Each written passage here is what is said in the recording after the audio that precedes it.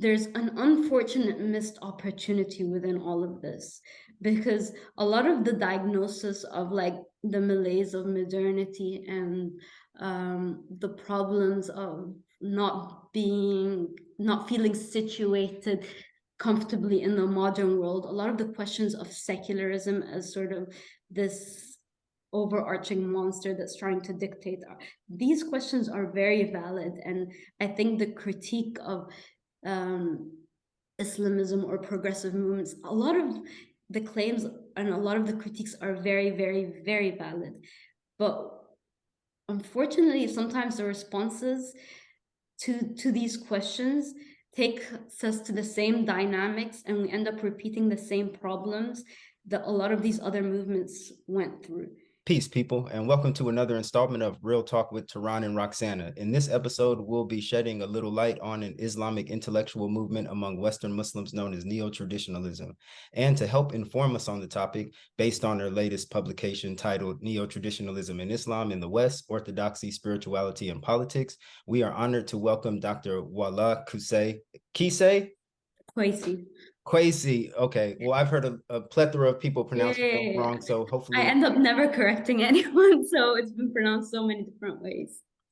All right. Well, thank you, Dr. Quasay, for accepting our invitation.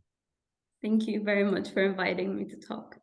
And your book is thought-provoking, eye-opening, yet simultaneously very accessible to a wide readership. But before we get into the content, Roxana and I are absolutely intrigued by the cover design of your book. It's visually striking and unique. We'd love to know the story behind how you conceived such an imaginative concept for it. And can you give us a description, exegesis, tafsir of what it's supposed to represent? Yeah, inshallah. So my younger sisters are actually artists, and I wanted to work with them on the cover. That's sort of been a looming dream of mine, just to like collaborate with them. And because they've been with me throughout my PhD journey, they're kind of familiar with the topics that I discuss. So I basically wanted to fuse the theme of tradition and modernity in a way. So it's a miniature style painting. Like my sister has a massive painting of the cover somewhere in her room. And I wanted to just combine all the different themes that I discuss in the book while paying attention to something that was important to me when I first started working on it, which was the politics of space. So, I mean, if you look at sort of the drawing, you see that there are like certain squares and people looking inwards and then other people looking outwards. And I wanted to kind of delineate tradition and power within the prism of like the indoor space, and then the modern world kind of impending in a way, if that's even a word. And the gaze of the people within these squares, where are they looking and what are they looking towards. So like you have, for example, in the, I guess, the left corner, a depiction of the chapter on the UAE and the politics of space there. And so I don't know if people could see, you have the phrase that Sheikh Hamza Yusuf uses in the forum for promoting peace: "As-Sultan Dhullullah fil Ard." The Sultan is the shadow of God on earth, which is a phrase used in sort of like in Ottoman writing. And then you have a depiction of Sheikh Hamza with Abdullah bin Zayed, who is the forum's sponsor. But then also you have in the image above a depiction of Ala Siddiq. Ala Siddiq is an activist who recently passed away in London. She was actually in Oxford. She was tragically hit by a car. Her father was imprisoned in the UAE, and she was exiled. And there is a picture of her holding a sign called written on Aza in-Nisa. So it's sort of her looking outwards. And then on the bottom, you have a depiction of Sheikh Abdullah bin Bayya with Mike Pence. There is a picture.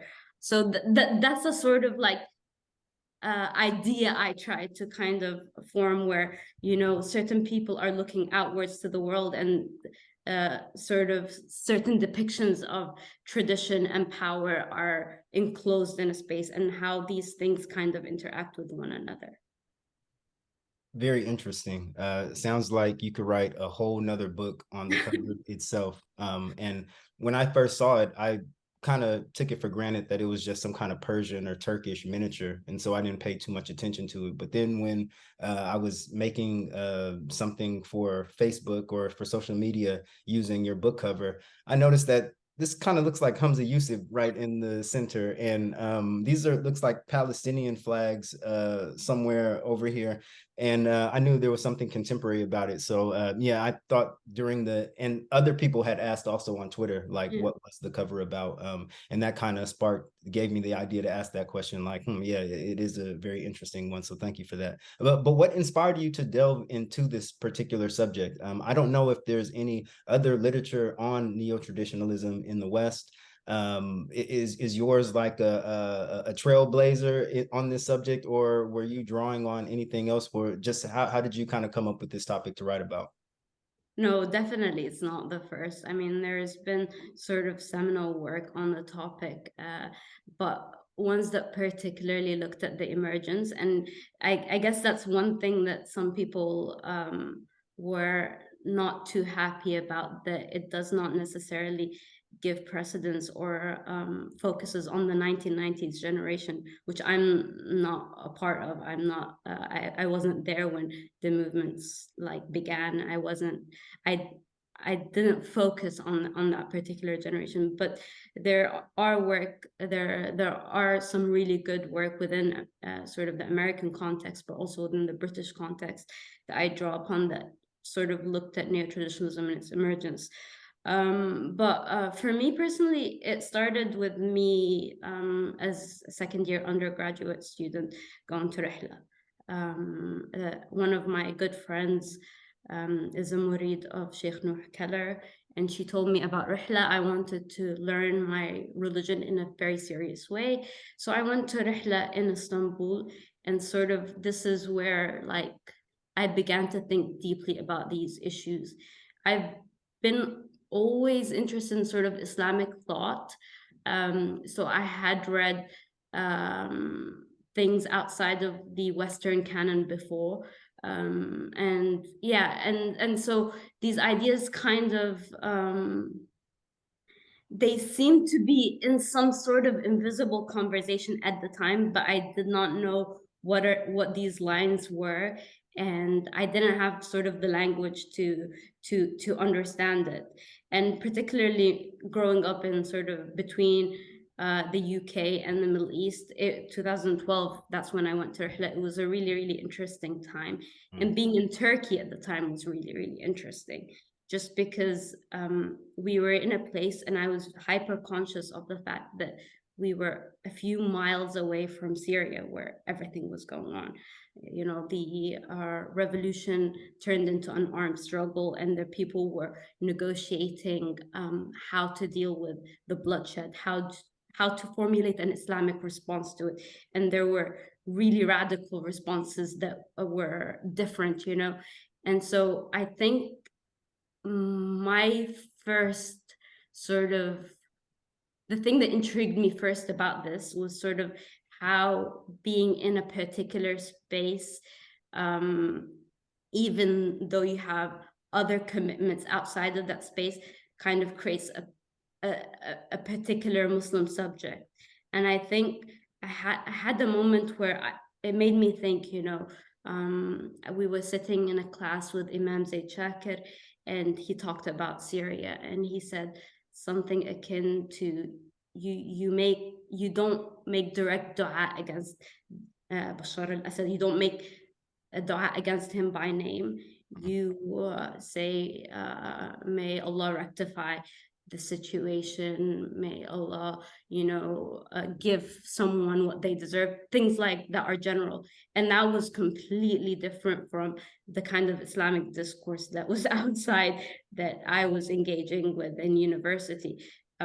So it just kind of made me stop and think a little bit, but also having Syrian people within that space be open to particular interventions within that space, and then go out and then become huge activists, you know, join protests. So it was interesting. There was a kind of tension there, but I couldn't put my finger on it. And I was also trying to understand, well, how should I be the best Muslim I could be? So that was sort of where my journey began. And then I continued studying Islamic studies. I tried to deepen my understanding of Islam as much as I could. And I felt like, well, maybe I need to understand what happens in this space. And then things started happening more and more, you know. And it really was a journey that I did not expect. Like there are certain particularities and certain topics that I dealt with first in my PhD and then in my book that I really did not anticipate to try on. I was not interested in Gulf politics, you know, ever, but then I found myself squarely in this space trying to navigate how like particular discourses change within that geographic location, and also how it then impacts politics outside. And yeah, it was really like an interesting journey. Very interesting. I really didn't expect that. I might have hypothesized my own theories behind like why would you embark on such a project, but it seems like you started out as one of the seekers you write about, and you underwent or took this journey that they had went through, and had to wrestle with a lot of the things you wrote about in your book yourself. So that, I mean, that's very interesting. I found the book interesting because I converted at Talif collective in the Bay Area, and you were writing about a lot of some of the things that I witnessed, and like you said, I didn't have the language, or I was a new Muslim and I just didn't understand what was going on. And while I kind of dropped out of that circle fairly quickly, maybe a couple of years after my conversion, because it was my foundational year or my beginning as a Muslim, it was still had an impact on me. And just coming across a book that really articulated a lot of the things that I seen or were privy to. And even after I dropped out of that circle, I was in the Bay Area. It's a very tight-knit Muslim community in the Bay Area, so you still ran into a lot of different people. And yeah, your book was just very eye-opening in that sense for myself.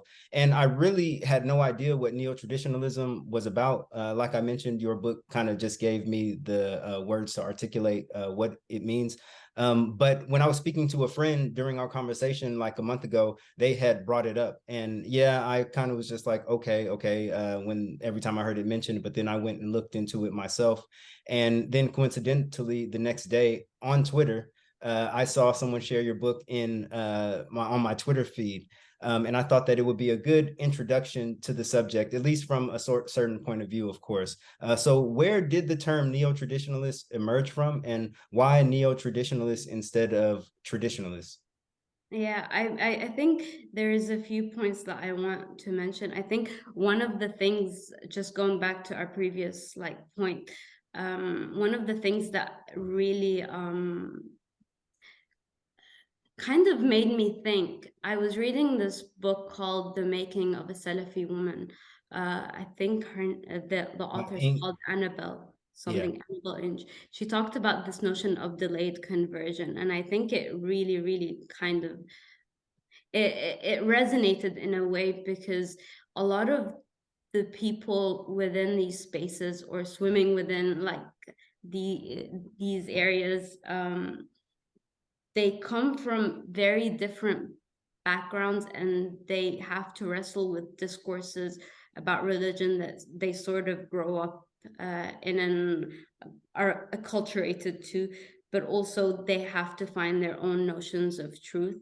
And so usually it's sort of not a kind of like it's not like a one-way trajectory. In a way, it's sort of trying to wrestle with different ideas and trying to make them make sense to your own context.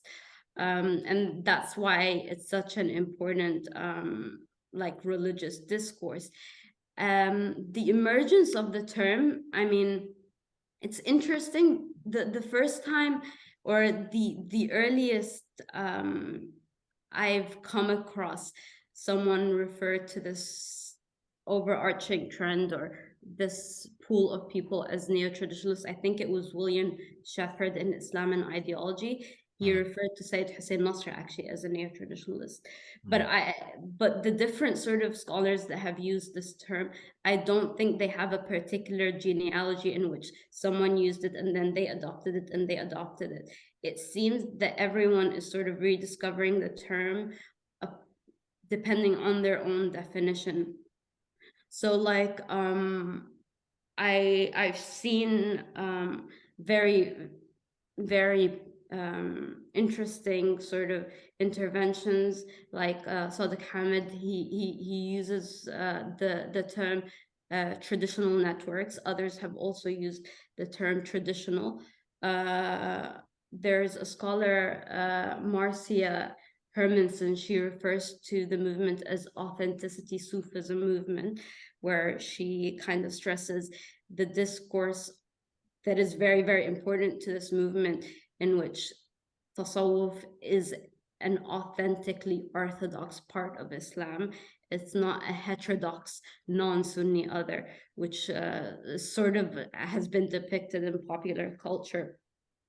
And then there's a PhD thesis by a scholar called Brendan Newland. He uses the term neo-traditionalism. Abbas Berziger, Peter Mandeville uses it. And Dr. Abdul Wahab Al-Effendi also uses it. I think the way that my usage kind of differs from theirs is there is a sense that in other depictions, or, and I don't want to generalize, but there's a sense that there's a particular normative tradition that the sheikhs sort of prescribe to, that is ornamented with a form of romanticism, right? And that's sort of the description that you have of neo-traditionalism, which is true. I mean, there are elements to that, but then that kind of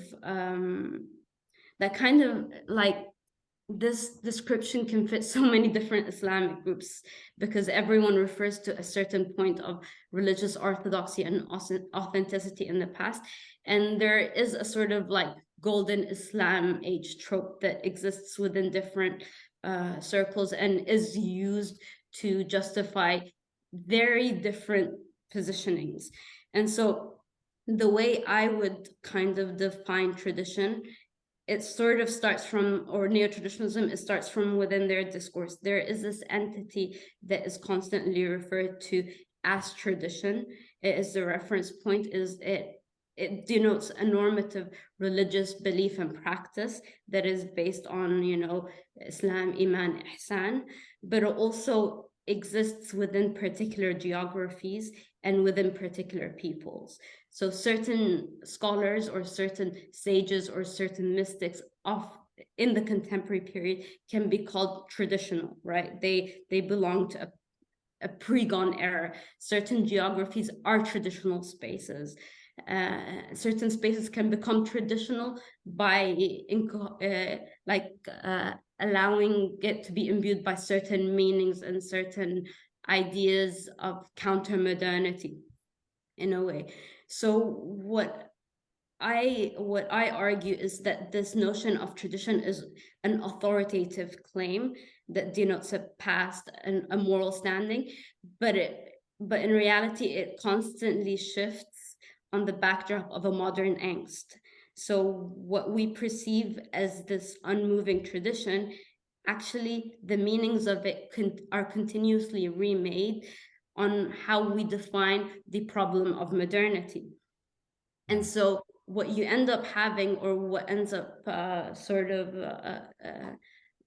becoming a part of the discourse, is that certain ideas of the Western tradition, of a Western traditional idyllic past, becomes part and parcel of what we imagine an Islamic or a European Muslim tradition to that we aspire to kind of to look like in a way. So I'm not trying to say that, you know, the tripartite of Islam, Iman, Ihsan, Fiqh, Aqidah, Tasawwuf is not orthodox. I'm not trying to sort of say that this is all imagined. What I'm trying with the neo qualifier is to say that it's constantly moving and it's constantly being shaped by a crisis in modernity and modern angst. So that's what that's the neo qualifier for me, at least. Yeah.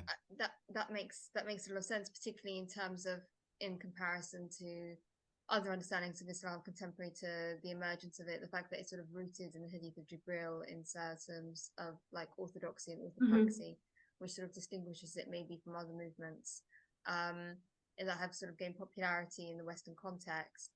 What factors do you believe specifically contributed to the rise of neo-traditionalism, particularly around the 1990s?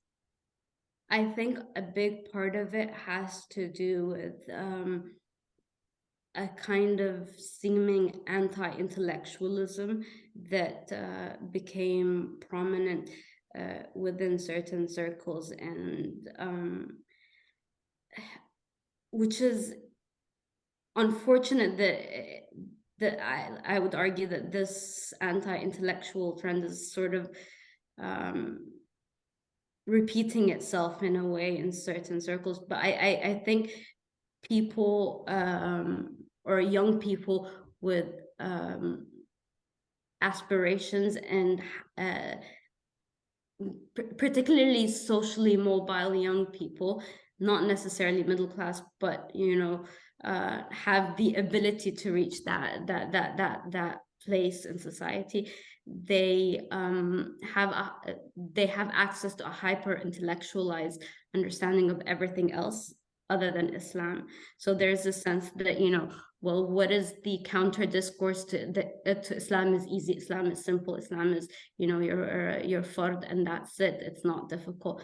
Well, we do have this rich tradition, we do have this deepened understanding, and then the other aspect to it is sort of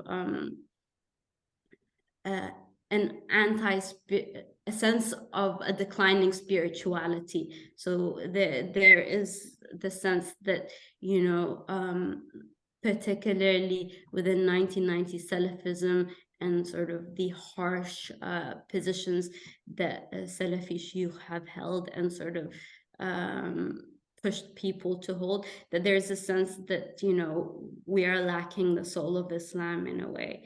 And then rediscovering tasawwuf as an intrinsic part of Islamic spirituality, of Islamic orthodoxy. So I think these two factors, anti-intellectualism and the declining sense of like spiritual fulfillment for socially mobile young people. I mean, you just touched on it there really interestingly in terms of the intellectual context in the 1990s in which neo-traditionalism was formed. Can you explain a little bit more about the phenomenon of Salafi burnout and where that term comes from, and how much the neo-traditionalist movement sort of consciously fashioned itself as a response to that phenomenon? Well, I think it's really interesting because the very term Salafi burnout was actually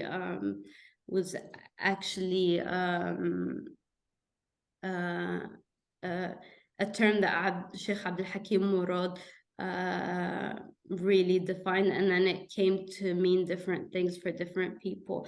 But I think bringing in Sheikh Abdul Hakim Murad's definition can kind of highlight / show you the polemics between a Salafi community or communities that are dubbed to be Salafi, because even people who were not necessarily Salafi were impacted by Salafi discourse in one way or another. So Sheikh Abdul Hakim Murad had defined Salafism or Salafi burnout as an initial enthusiasm gained usually in one's early 20s, loses steam some 7 to 10 years later. Prison and torture, the frequent lot of the Islamic radical, may serve to prolong commitment, but ultimately a majority of these neo-Muslims relapse, seemingly no better or worse for their experience in the cult-like universe of the Salafi mindset. So it's a very, very polemical and very securitized kind of depiction of what happens to, you know, the young radical who becomes very, you know, committed to certain ideals and then just loses this commitment. I think what happened for many people, and again, these are not sort of ruptures because the Salafi community still continues to be strong, but what I'm trying to depict is paradigm shifts, not necessarily that, you know, no one's Salafi anymore and these things have lost all sort of meaning for everyone. But there was a sense that the claims of certain Salafi shuyukh to ideals of orthodoxy were no longer their monopoly in a way. So other claims on what Orthodox Islam is, or what a commitment to a pious life could look like, did not have to look in that way. And then there was a sense that actual historical factionalism within the Salafi movement in of itself has caused people within that community to question basic tenets. And I think that goes back to the sort of madkhali sahwa sort of fight that's continuously recreating itself right now, especially, you know, it's so funny, especially now with Mohammed bin Salman in Saudi Arabia and then Sheikh Salman al-Ouda in prison. And, you know, what Sahwa was in the 90s looks very different now. What commitment to Madkhali Islam looks like now is very different from what it was in the 90s. But the question of like khuruj an al-hakim still kind of dominates this discourse or the fighting. And I think in the 90s it got quite bad where, you know, people were, you know, not excommunicated in this, well, I mean, there were elements of takfir definitely happening. You know, certain people were boycotted. There were always, you know, refutations on this sheikh. You can't listen to this sheikh because, and that sort of alienated people who felt like, well, you know, you say that there's this simple Islam, there's this, and then there's a kind of economic factor to it as well, where, you know, you had a very, I don't like using this word, but I can't think of anything right now. You had a kind of zealous idea of how to live in the West, which was always at odds. So a lot of young people, you know, left their education and went and made hijrah to Egypt. Some went to Yemen, some went to Saudi Arabia, trying to find this utopic Islam where, you know, people were very Muslim and they became completely disillusioned because people were humans. And, you know, Muslim majority country, yeah, they have the adhan, but they also, you know, people like sin. It's a normal society. So there was that disillusionment, and then a lot of them and their children came back without you know, having access to education or a way to succeed in this sort of contemporary world. So a lot of sort of angst came out of that as well. So it was a complicated time. But yeah, I think that sort of shows you a little bit of what I mean by a Salafi burnout, but also what other people mean about by the Salafi burnout. Yeah, because Sorry, oh, no, I was just going to say, you know, I think, yeah, I believe there is a Salafi burnout, but then I also think for a lot of converts, Salafism is presented as a very simplistic Islam. And as you keep, depending on what kind of person you are, what kind of Muslim you are, if you keep researching or reading, I don't want to say you kind of grow out of it, but then you start coming across different interpretations of Islam that are appealing, or different aspects of Islam, say Islamic art, or maybe what Salafism would consider heretical figures, but they're idealized in certain circles and you kind of take a liking to them. Then you kind of just you expand your mind outside of what Salafism is able to contain. But then a lot of what you just mentioned is 100% spot on. I've heard stories about that as well, which has created a burnout in some people. Like, I can't take any more of this. It's kind of like a roller coaster. It's presented as one way, but what it turned into at this very moment is something other than how it started. So yeah, that's very interesting. Sorry, Roxanne, I didn't mean to cut you off. No. I was going to comment something very similarly, in the sense that particularly as a juxtaposition to the neo-traditionalist movement, and how the word Salafi burnout has been used in particular by, like you said, Abdul Hakim Murad, but has also been utilized by the other two sheikhs that you focus on, Hamza Yusuf and Umar Farooq Abdullah. I wanted to ask you, obviously, in your writing, your focus is on these three sheikhs and their trajectory. Why did you choose to focus on them in particular and delineate their thoughts? Do you see them as sort of the pioneering figures of Anglo-American neo-traditionalism? Yeah, I think in many ways. If I could just add one thing to that, you do have a criticism on Goodreads for your book saying, how come you didn't think about other Zaytuna cast members, such as a character Hatim, I can't think of his last name off the top of my head. Yeah, who has a very different take to a lot of these issues. I just wanted to add that in there. I wanted to sneak it into the script, but I forgot about it. So I just thought that I kind of do this little side note right here. Yeah, I mean, so I do think that these three sheikhs are pioneering figures within the movement. I don't think that they're the only pioneering figures. I do think that there are shuyukh that are more synchronistic in their sort of reading / approach to these big questions. I would have to disagree. I think even though Dr. Hatem Bazian is a leading figure in Zaytuna College, I wouldn't classify him as a neo-traditionalist scholar. I don't think I think he was very sort of open / very receptive to a lot of the arguments. I don't think he comes from that same intellectual background. I think someone like Sheikh Imam Zaid Shakir would be someone who might be an interesting figure to study, and I think someone should actually do that work and look into sort of how he conceived these issues. I think when I was first starting, that question did come up for me, at least, and I found that Imam Zaid is sort of in between traditions, in a way that he definitely has some of the same epistemic claims that Sheikh Hamza Yusuf, Dr. Umar, and Sheikh Abdul Hakim Murad have. But because he did grow out from a kind of Salafi background, he swims in different discursive spheres in a way.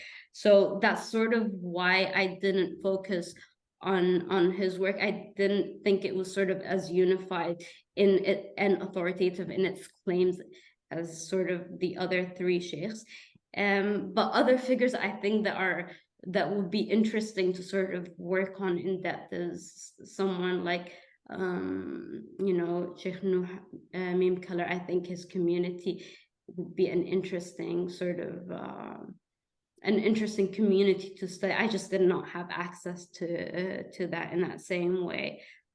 So a part of it has to do with the fact that I do perceive that, particularly, like, if we are completely honest, Sheikh Hamza Yusuf has the most sort of name recognition of the three sheikhs, but in a way within the community, I think the intellectual work of Sheikh Abdul Hakim Murad inspires a lot of the critiques of modernity, and the discussion on metaphysics and spirituality that Dr. Omar has, and especially his work on Islam and the cultural imperative, is very, very important in sort of like in the way different generations of people who studied under these sheikhs come to embody and like think about these issues.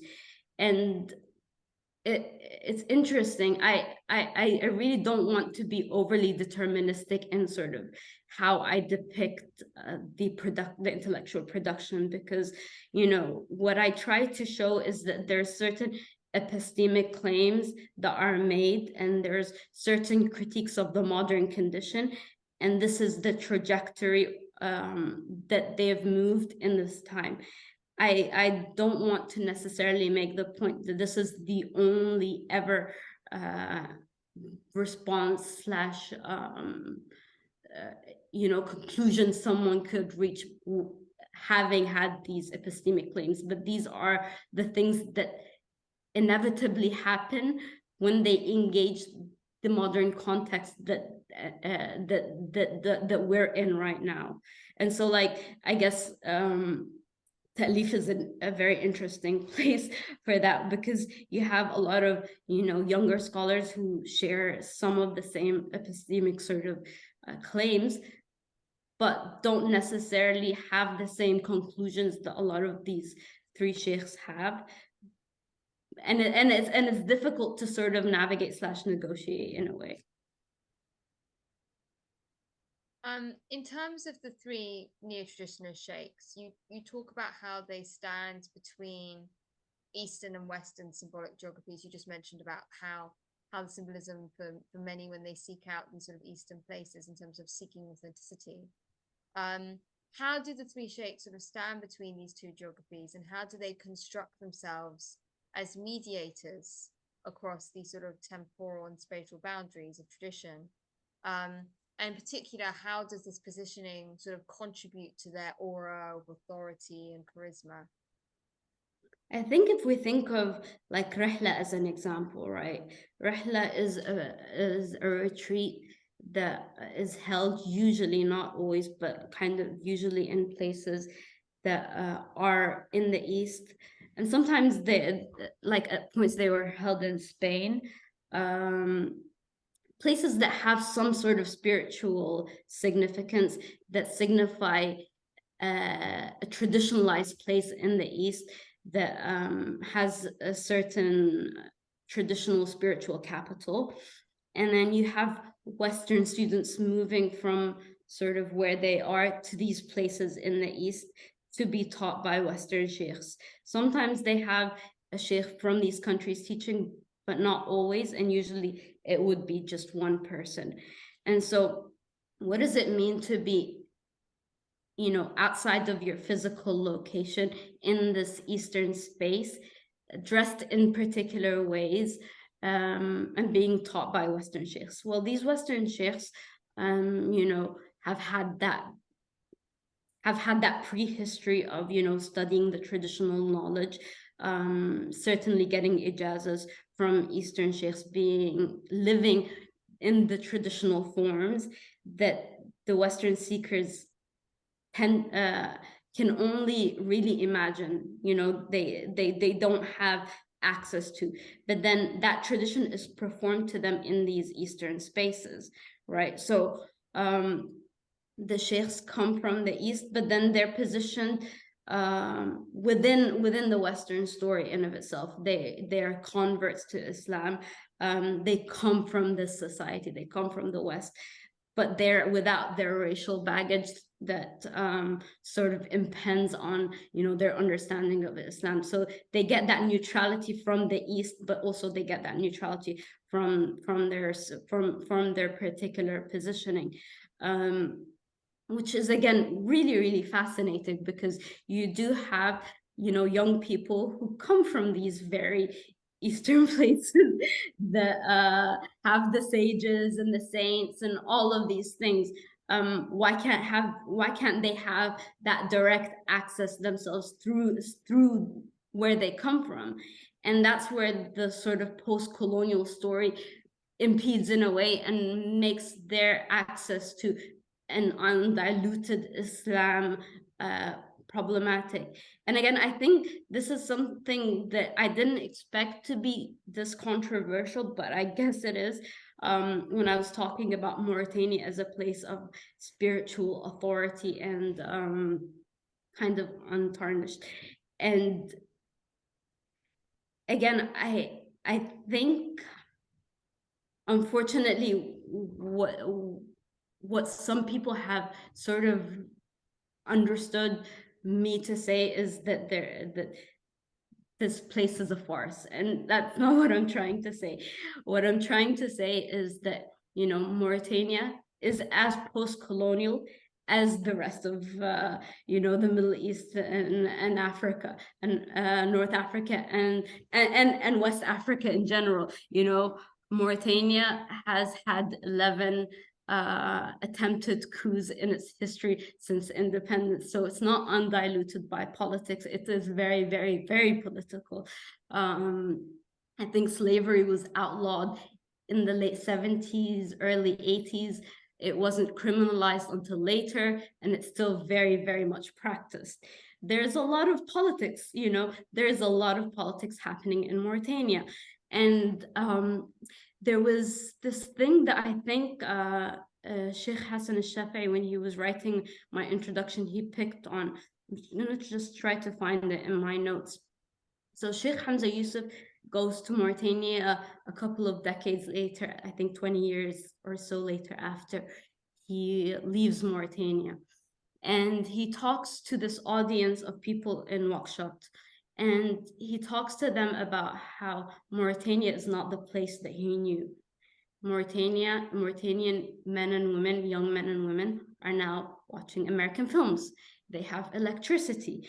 Modernity is seeping into Mauritania, and there's a threat of this country that was undiluted by the politics of post-colonialism and revolutions. Now with modernity, they're very much under threat of becoming like Syria, right?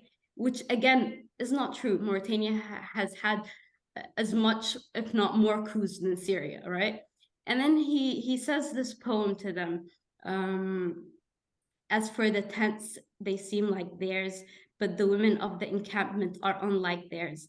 I swear by the one whose home Quraysh makes pilgrimage to, seeking to kiss the blessed corner in its valley. My eyes have never seen the tents of a tribe, but I remember my beloved in its precincts. And so there's a sense that, you know, essentially he's reprimanding for the contemporary Mauritanian people for not living up to a fantasy that he drew off them in a way. And again, that's not to say that Mauritania is not the land of immense scholarship and you know, a wealth of knowledge. It is. That's something that cannot be disputed. But what happens when we depict certain places as an abstraction of themselves? There's a sense that, you know, you can dehumanize people in two different ways when you put them on a pedestal, and so you can't see them for who they are and what their problems are, and then, or you completely hate them. So these are two extremes of the same thing. And so what happens when we think of this East as this archive of like enchantment that we need to sort of harness in order to remedy our own problems? And I think this is where one of Sheikh Abdul Hakim Murad's lectures becomes kind of interesting to me. He says, this was in Malaysia, he says, where once there was truth and meaning, now there's nothing, there's now confusion and relativism. Serious people will still go to the East in search of meaning, for the East remains a place of ishraq as in, you know, or enlightenment. Modern people's hyper-focus on no, sorry. He says the fact that the East seems technically behind and structurally decrepit should not be in the eyes of serious seekers as a discommendation. In fact, it's a good sign. If the East is lacking behind in the acquisition of ever more meaningless technique, then this is possibly a commendation. And again, it's difficult because I'm not trying to make an argument for materialism either, but there's a sense that it becomes difficult when countries and places and lands that are dubbed to be traditional are there for the spiritual consumption of the West in order to remedy the hole in the soul kind of crisis that it holds. So that's, I don't know if I veered way off like the question, but this is something that I'm trying to kind of show in the book. No, you had a really good flow going. I'm just trying to figure out what question to ask next because you kind of hit a lot of different ones that we had lined up. No, what you said was fascinating, particularly in the fact that the sheikhs give themselves the power both to anoint places with symbolism and then to remove it if modernity becomes too encroaching for that particular place, and engage in quite Orientalist language while doing so. Yeah. You talk about the topic of modernity and this almost paranoia of modernity that is a significant concept within the neo-traditionalist discourse. And you detail how you have these sort of two key narratives, one that sort of are employed both in a Muslim majority context, like in Mauritania, for example, or a Muslim minority context, like in the West. And one is a sense of disenchantment, and one is, you touched a little bit about the decline of metaphysics. Yeah. Can you sort of explain what these, can you provide sort of just a brief outline of these narratives and how they merge together in this discourse? Yeah. I think this is something that people, like, I've had friends who don't do Islamic studies and are outside of this sort of space become quite interested with how sort of intellectually rich this trend is, and how it's sort of like discursive space is very rooted in sort of sociological understanding. So a lot of the discourses on what has gone wrong with modernity has a particular historical situatedness in a way. You know, in the West, the Protestant Reformation came, and essentially it gave rise to modern capitalism, modernity, rationalism, et cetera, et cetera, et cetera. And this is a bad thing, right? So what I essentially, and sometimes they do, like the sheikhs do refer to the term disenchantment in so many words, particularly Dr. Omar. So the idea of disenchantment comes from a kind of Weberian narrative, something Max Weber sort of wrote extensively about, that prior to sort of the rise of modern rationalism, people lived in an enchanted world. And this enchanted world was open to the intervention of the otherworldly, right? So spirits, angels, demons, sorcerers had an impact on our lived world. And so rationalization kind of severed the relationship between the other world and this world. And so we tend to think of this world in an iron cage. This is sort of what he depicts it. And then there is another kind of layer to it, that is the analysis that Charles Taylor gives on disenchantment and the enchanted world. He says that we live in this eminent frame, right? And so where once the universe was porous to the intervention of the otherworldly, it is now buffered. So there is a severing between the heavens and the earth. And whereas once our bodies, our selfhoods were sort of also pours to the intervention of the otherworldly. Now we're buffered human beings, right? And so that the process, so this is something that I don't go into the text, but actually Max Weber positions the beginning of disenchantment with the rise of the Abrahamic religions, right? Because the Abrahamic religions caused ethical rationalization of like previous sort of pagan beliefs and rituals. And then the Protestant Reformation kind of went away with a lot of the Catholic mediation between the heavens and the earth. And so kind of made it a little bit more contained in a way. And then that eventually, like rationalism and scientism eventually caused us to think that we are sort of alone, we are kind of unconnected to the heavens in a way. So we think of our problems with reference to our problems. So we may consider that a God does exist. That doesn't necessarily mean that we're in an atheistic age. We may believe that a God exists, but you know, when you have a cold, you think, oh, I might have gone out and my hair was wet and that's why I have a cold. It's not because of some sort of like, you know, otherworldly reason for your illness. So that's the Weber kind of makes it seem as a sort of coming to age story, you know, where people, they lost something of their soul and they're constantly trying to seek it, you know. And even Charles Taylor talks about this. He says, for example, that, you know, people watch horror films in order to suspend belief and to seek that sense of re-enchantment again. And so with the sheikhs, what they argue about the modern world is that there's this sense that we did away with the traditional worldview that kind of allowed this world to be governed by the other world, right? To be governed by the heavens. And in previous societies and traditional societies, the way the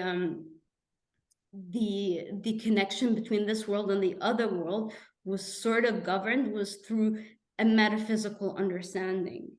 And this was sort of depicted it came to meaning in everything. So architecture pointed to an understanding of metaphysics. The way society was run, you know, the way social structures and hierarchies, you understood that there was someone above you, and the way that people dealt with calamities in general, you know, people had an understanding that God was there. And this is where, again, it becomes interesting because it's a debatable issue. Maybe things were not as organized or as romantic as that's being perceived. But this is sort of how it's depicted in the modern West, that, you know, the Protestant Reformation and then scientism, enlightenment, and then you have the modern world, and then you have post-modernity, even deconstructing the tenets of modernity. And we're living in this nowhere land with no truth, no metaphysics, nothing. We're just existing to denote who we are to ourselves. You know, we have no structure. Within the Muslim world, they would argue that there is a parallel thing that happened. You have the rise of, you know, the Renaissance, the Nahda movement. Again, there is an argument to be made of how organized or how true this chronology is.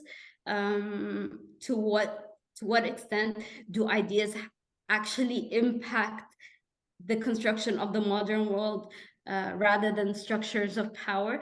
But anyways, the argument is, you know, thinkers who went against you know, Sufi orders, who wanted to rationalize our understanding of Islam, you know, Rashid Rida, Abdu Afghani, these guys came in and they caused, you know, paradigm shift on the one hand, right?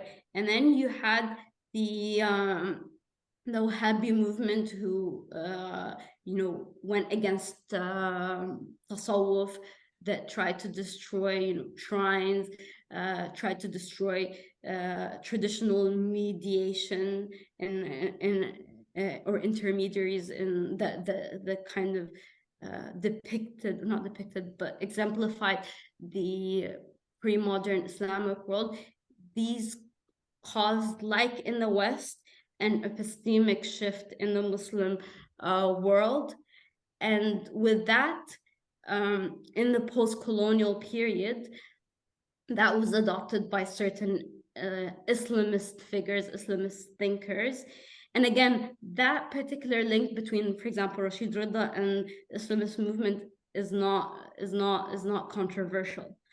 But again, it's complicated because as Rashid Rida impacted the Muslim Brotherhood, you have also Sufi orders. Really, like, if you look at the internal structure of the Muslim Brotherhood, the awrad that they have, it's basically a tariqa. They have it's so again, it's not as strict of a line as it sort of seems to be. But then the argument is that these people became involved in fighting the colonial powers, and they adopted the same language as the colonial powers, and they became imprisoned in the same epistemic framework and the same thinking as these colonial powers, and they recreated this sort of thinking. And like Sheikh Hamza Yusuf and others would argue this is why, like, everyone's a doctor or an engineer in the Muslim world now. I don't agree with this sort of understanding, particularly the doctor engineer thing. Because they were trying to catch up to the West materially or technologically, is why they tried to, is why a lot of Muslims in the West are going into those fields. Yeah, I mean, the idea is that there was this anxiety, and they were moved by an anxiety to kind of dominate and have power over these people, and they became imprisoned rather within the traditional Islamic harmonious spiritually full world, within this materialistic discourse.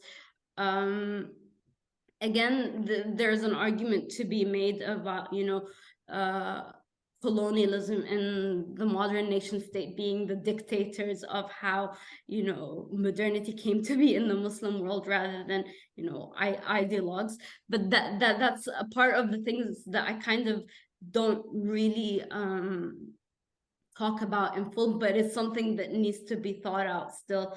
Another thing that I think is important to know is that while neo-traditionalist scholars do discuss modernity to great lengths, I think just the bulk of the 20th century Islamic thought in different contexts, whether it's sort of in the Middle East, Africa, East Asia, people have contended with the questions of modernity and have come through with a lot of responses, a lot of ideas that are not necessarily, that the sheikhs don't necessarily engage with.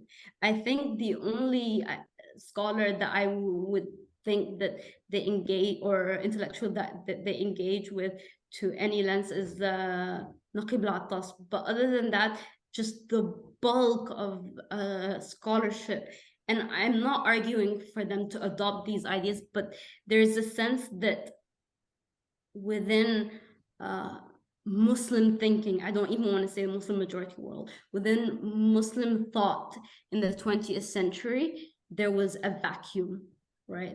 People just stopped thinking, they didn't have access to their tradition. And so people are coming now to excavate the tradition that these people had no access to, which again really builds a lot of misunderstandings and feeds into why some of the depictions of other trends become caricatures in a way. Yeah, so that's a long form. One of the key focuses of your book is exploring how the Neo-Traditionalist project to revive tradition is akin to a form of re-enchantment.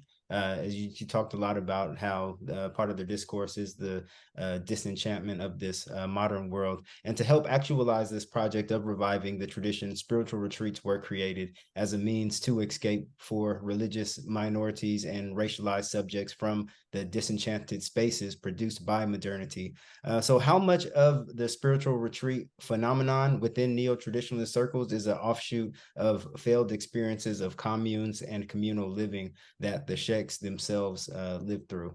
I always found this to be a very interesting point in your book. I know you didn't go into it too much, but when I shared this with other people, they had also mentioned that with these particular Shaykhs, I don't know if Abdul Hakim Murad had gone into a commune, but specifically with Sheikh Hamza Yusuf and Dr. Umar, that these are two aspects of their journey in Islam that they really don't speak about, besides what you kind of mentioned in your book, that they've referenced that they've had bad sheikhs or fake sheikhs, false ones. I actually watched something earlier today with Sheikh Hamza Yusuf where he was speaking at the Bradford Book Festival, where on a very interesting topic on a book that came out. I recommend people go watch it. I thought it was pretty good. But he had mentioned how, yeah, he had a false sheikh and how it's necessary to go to have one.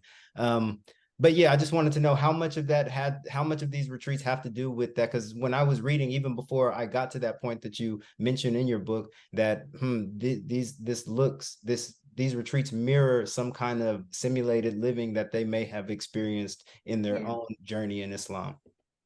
Yeah, I think it's really interesting because if you think of sort of communal groups or sort of communal living retreats and even ideas on homeschooling and sort of like cultivating a community outside of like the modern intrusion on or the government's intrusion on our subject formation, these themes kind of mirror one another.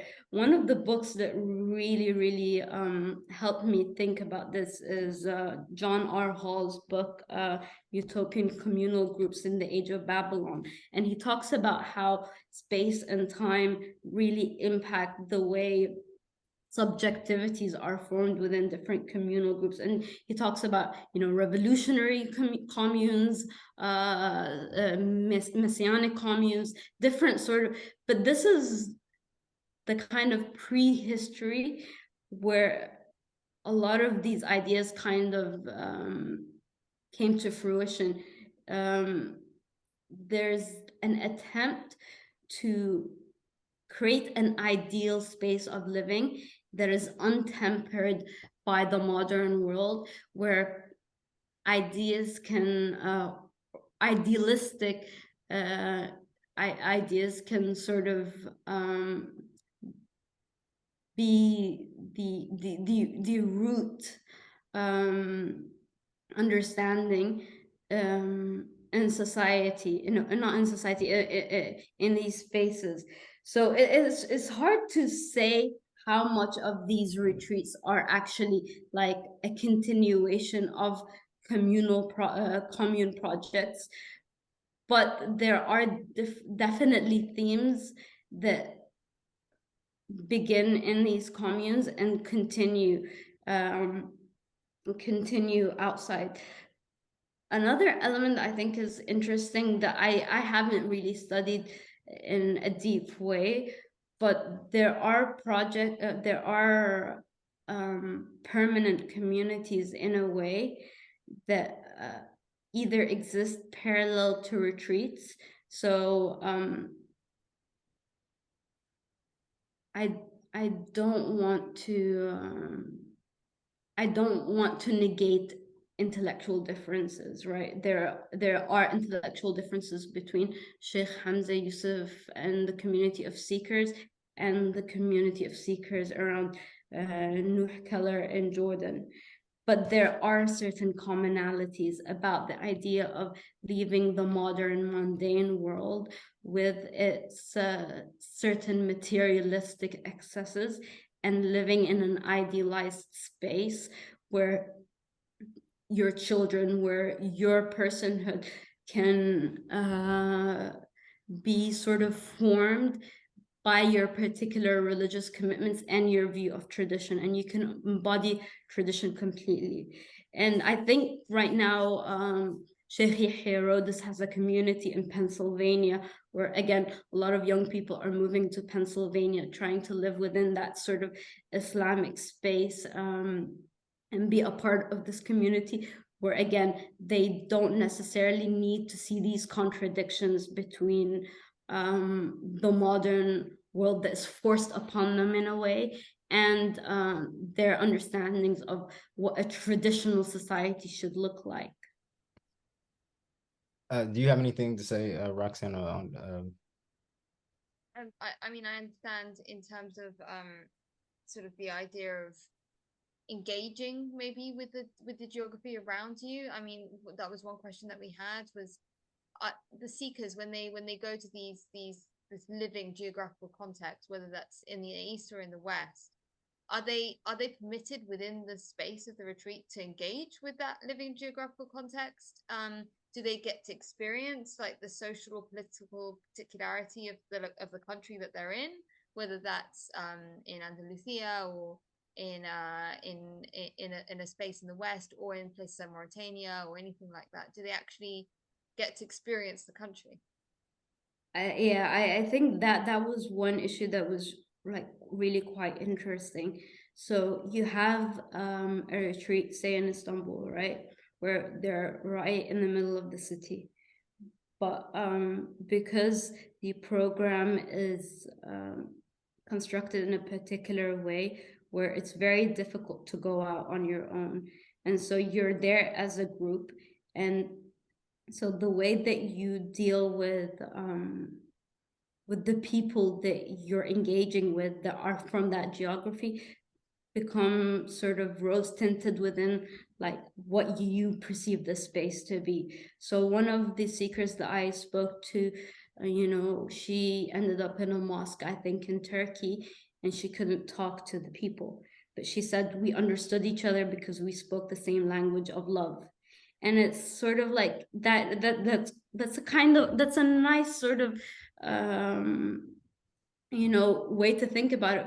But again, I think you're bringing in what you perceive this space to be versus what it necessarily is. And I think like when I was in Rihla first time, I think what was really interesting was the shock some seekers had when we went to Tarawih, for example.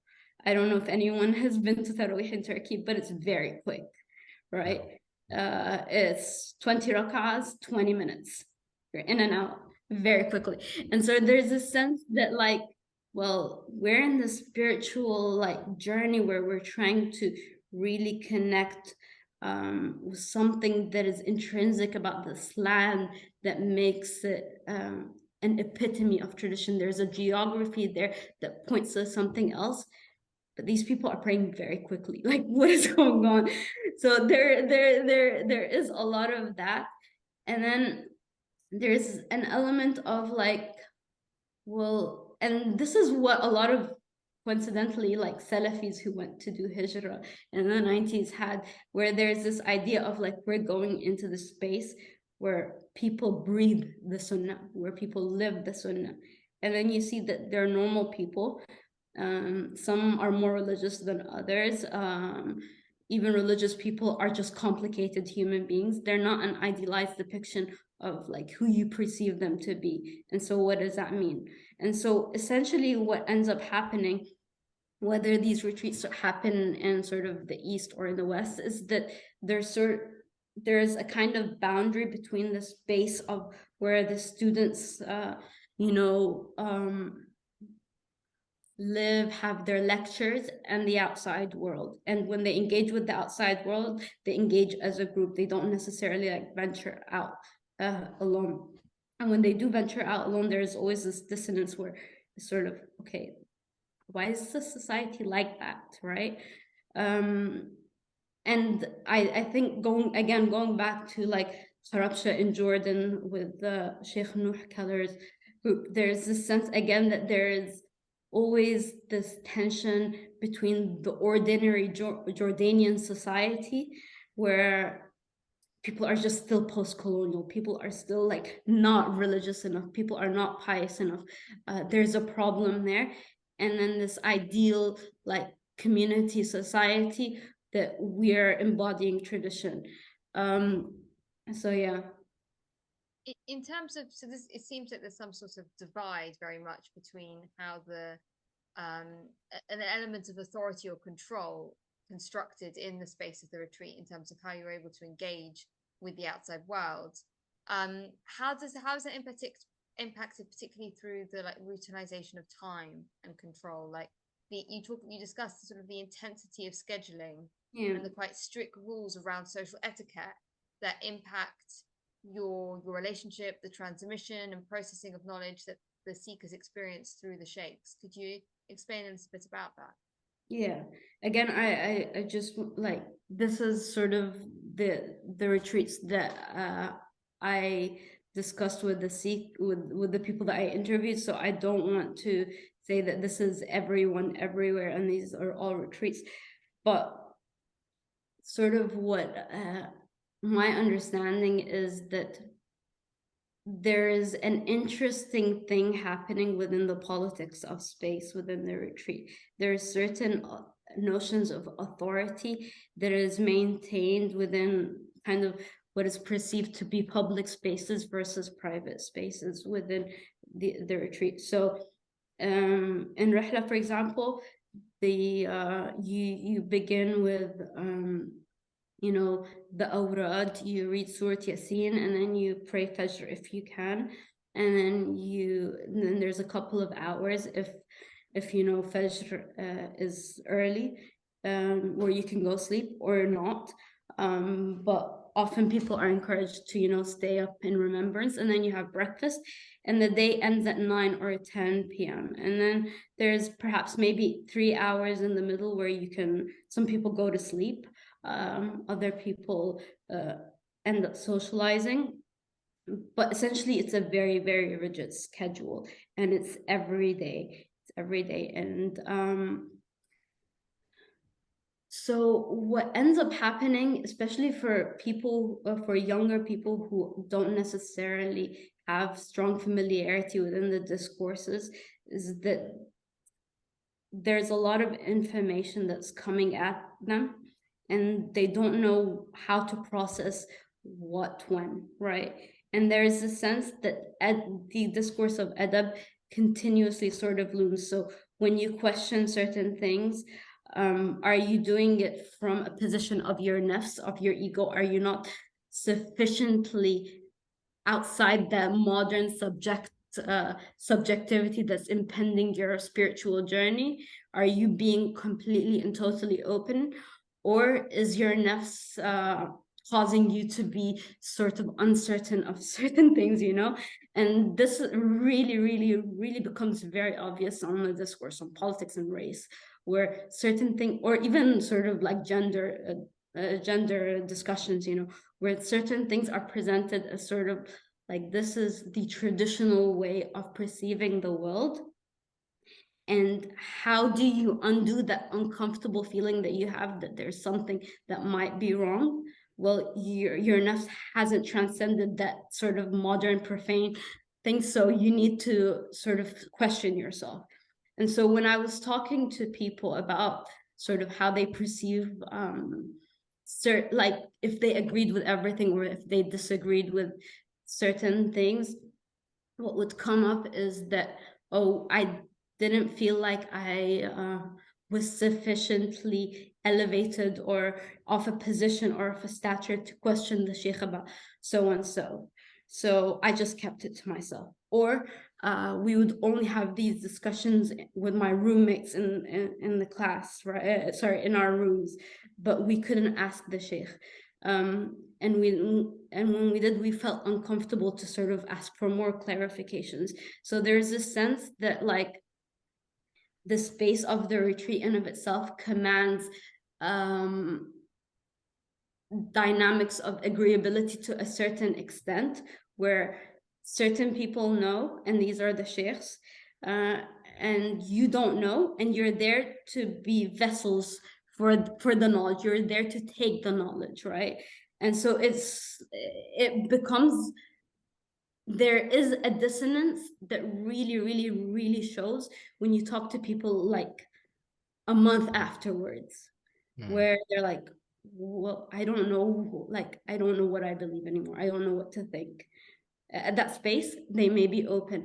And I think within the book, I talk about one particular, actually a couple of examples, but one particular point that I thought was really interesting was, this was during the Trump presidency. Sheikh Walid Mus'ad said something to the effect of like, you know, the way Muslims insult Donald Trump or even Netanyahu is outside of the realms of tradition. This isn't the way we need to be. Imagine if we make dua for these people to become Muslim, right? Won't that solve everything? And so you're in this space and you have to wrestle with a few things. You have to wrestle with, are you saying in your heart of hearts, as someone who's seeking truth, that God does not have the ability to change, to make these people Muslims and fix everything? Of course, God has the ability to do that. But then another part of your mind is saying, Netanyahu's never gonna, what are you even talking about? Like, this is not gonna happen. And even if an Israeli, you know, prime minister becomes Muslim, that's not going to change the dynamics of the occupation. That's not how it works. And so you're there and you're struggling with these things, right? And other things where, like, you know, so it's interesting when they talk about like activism, because so there's a few things that like I'd like to, like, before discussing the issue of activism, I'd like to sort of talk about. But when the discourse of activism comes up, there is a kind of caricaturized version of what an activist is. And it's basically kind of Kendall Jenner holding the Pepsi to the police, you know, a very like Gen Z depiction of what resistance kind of looks like.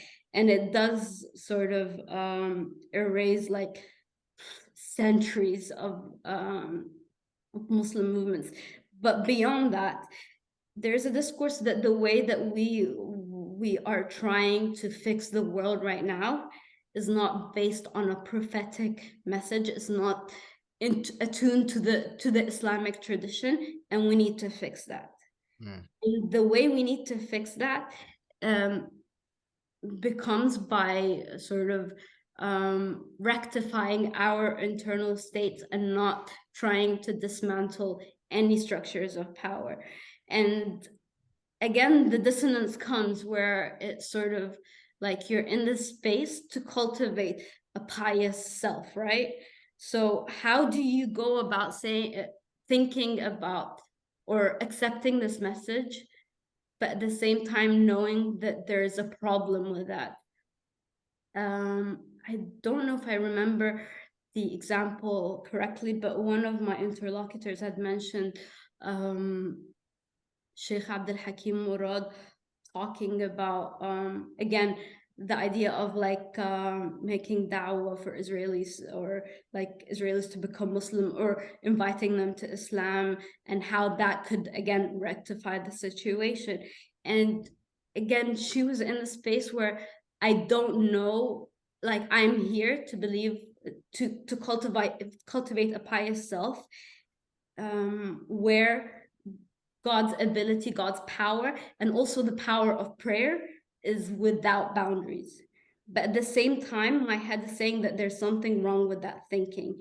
And how do I sort of make sense of the two together in a way? And so that's something that becomes contested. And one of the sort of conceptual tools that I posit in the book is the idea of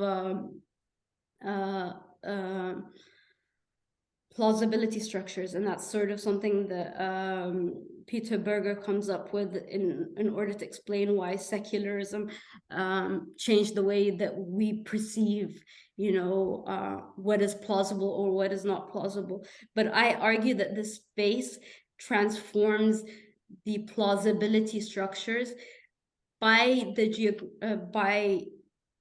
virtue of the geographic location of the retreat being perceived to be outside modernity, outside the political concerns of modernity. And so when the discourse of politics, race, or other things come into that space, you have what is deemed to be plausible to you in that space is not necessarily what's going to be plausible to you outside of the space. That's so interesting in terms of, because you talk about how, like you just said, sort of like the political and social pressures of modernity are seen as external to this sort of re-enchanted space of the retreat, and how that unravels the plausibility structures of modernity that we all sort of accept, like the idea that if I make dua, Netanyahu might become a Muslim, or Trump might become a Muslim, that's not a plausibility structure that most of us exist in terms of the Muslim context. Obviously, if the retreat is trying to unravel those plausibility structures, I wonder also how it affects other things around the diffusion of things like miracle stories and the destruction of commonly accepted scientific narratives. We had sort of an interesting discussion this week on social media about sort of commonly accepted scientific narratives like the geocentric view of the universe, things like that. Do any of the seekers experience any shock or doubts when presented with ideas that are outside of those narratives, despite this unraveling of plausibility structures? Or do they readily accept it within this sort of re-enchanted space and then struggle with it outside? I think people struggle with it, but I think it's difficult for them to, within that space, to articulate that struggle in terms of I don't think that this is true versus I think this is true. I think the question becomes, is my own spiritual being open to the idea that what we believe in this modern world, what the principles of modernity had made us believe are like the the orthodoxies of reality? Am I open to seeing that maybe like our Islamic episteme can lead us to completely radical ways of like seeing the world? Am I open to that? I think that's the spiritual struggle that people often sort of encounter. I think with miracle stories, it's fascinating because it's not something that everyone comes across. I think certain people come across miracle stories, and the diffusion of miracle stories becomes a form of like specialized knowledge that only certain people have. And so the idea that certain people have the ability to access parts of knowledge and other people are not kind of shows that that there is a hierarchy in sort of like spiritual attainment in a way. So like I get to be one of these people that know that this happens, but I can't tell everyone else, and so it does the idea of secrecy in of itself, it adds to the kind of the sense of like spiritual fulfillment. When I got the chance to interview Habib Ali Jafri, it was very interesting. I mean, I didn't talk about this in full in the book, but it was like I was doing my field work was at the Spring Lodge retreat in Nottingham. And so I knew someone who worked closely with Habib Ali Jafri, and he got me this interview. And so they had my number, and I got a number, an unknown number, calling me saying, we will tell you, be ready. We will call you at some point and be ready to go to Habib Ali Jafri at this undisclosed location in an hour. And I'm like, okay. They're like, you're not allowed to tell anyone. Okay. And then a day goes by, I don't get the interview, and then they call me. They're like, we will we will message this location for you to go. Don't tell anyone that you're here. And then I go to this place outside of the retreat area, and then there's a group of people who are, I think, Habib Ali Jeffrey's murids doing dhikr in a room in the corner, and then no one knows about the space. And I go to this other room, and there's just this air of secrecy that, like, okay, Habib Ali Jeffrey was in this retreat. Why is it such a secret that someone is going to speak to him? You know, so there's a sense that, like, you know, specific people have access to specific things, and once you have access to knowing these specific things, you are you in a way you're kind of chosen, you know. And so it adds to sort of the allure, but it also makes you question certain things.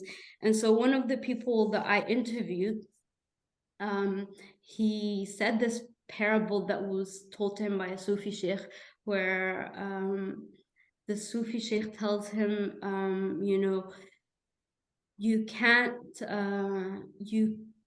pour water in a cup that's full. You know, you have to empty the cup in order to fill the cup. And there's that sense of, like, you need to empty yourself of your being. You know, the motif تخلية قبل التحلية, you know, you have to empty before refilling yourself again. And so he noted that this idea of, like, the sheikhs having access to your thoughts, or being able to read your mind in a way, which is, again, a popular motif that comes up in different sort of Sufi narratives, not even just modern, but it's something that exists. But what does that do to someone's psyche? Well, I mean, it makes you feel like you're seen in a way, on a very, very basic level. You know, someone who knows you, or not knows you personally, but someone who has access to your soul, your feelings, sees you, and it's very comforting. On another level, it's super disorienting, because you're like, well, I don't want anyone to be able to read my mind. So you're in between these spaces where there is kind of spiritual solace, but at the same time, you're continuously sort of, like, shifting the thoughts in your mind in order to be worthy of being in the presence of these spiritual masters. So again, it does add to the vulnerability of being in this space, and it does really, like, one of the things that really, really does transform what you perceive to be plausible versus what is implausible, in a way. Because if خرق العادة, if the normalcy of, like, of the day-to-day is in question, then everything is in question. And so what is true, what is not true? And so you're initiated into this world where possibility is very different than what you might perceive possibility to be in your everyday life. Do the sheikhs themselves participate in the diffusion of miracle stories about themselves? Yeah, because where do the seekers come up with these ideas? I mean, you did reference quite a few who had these kind of ideas about the sheikhs. So I'm wondering, were you able to even trace where some of these, maybe who started them, from who kind of started to circulate these, or is it just something that kind of pops up naturally? So it would be very hard to see where, like, an idea began, because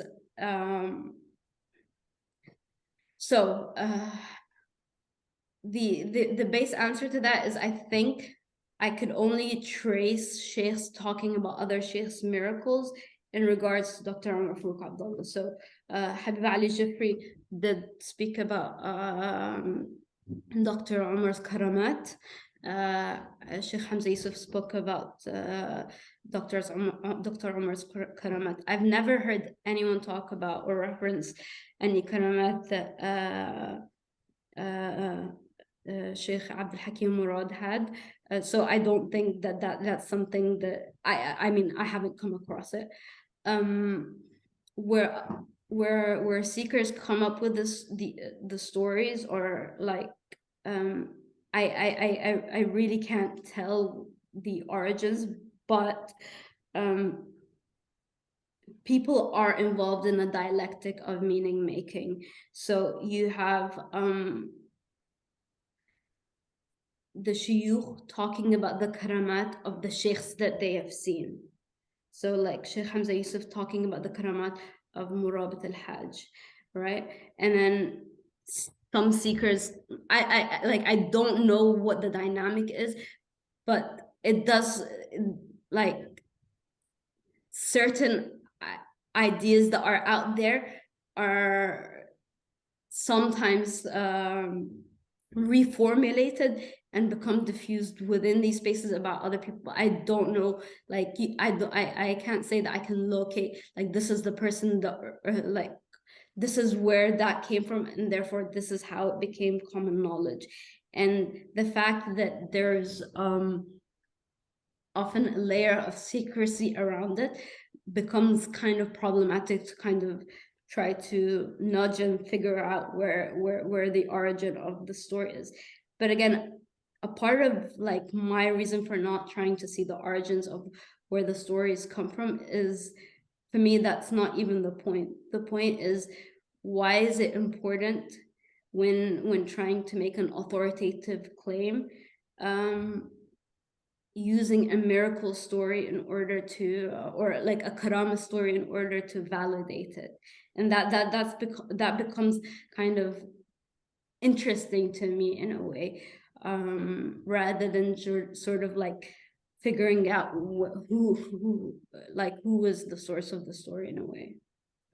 Going into neo-traditionalism and politics, how does during the war on terror, how did Sufism emerge as a good or moderate Islam in the UK and the US? And were foundations for this established prior to 2001? And how did the war on terror change the political discourse, engagement, and initiatives of prominent figures like Hamza Yusuf, Abdul Hakim Murad, and Umar Abdullah Farooq? Because as you mentioned, myself, I've only been a Muslim since 2013, and we're all of the same generation. So I think a lot of this is like before when I became Muslim. So I kind of jumped in at a certain point.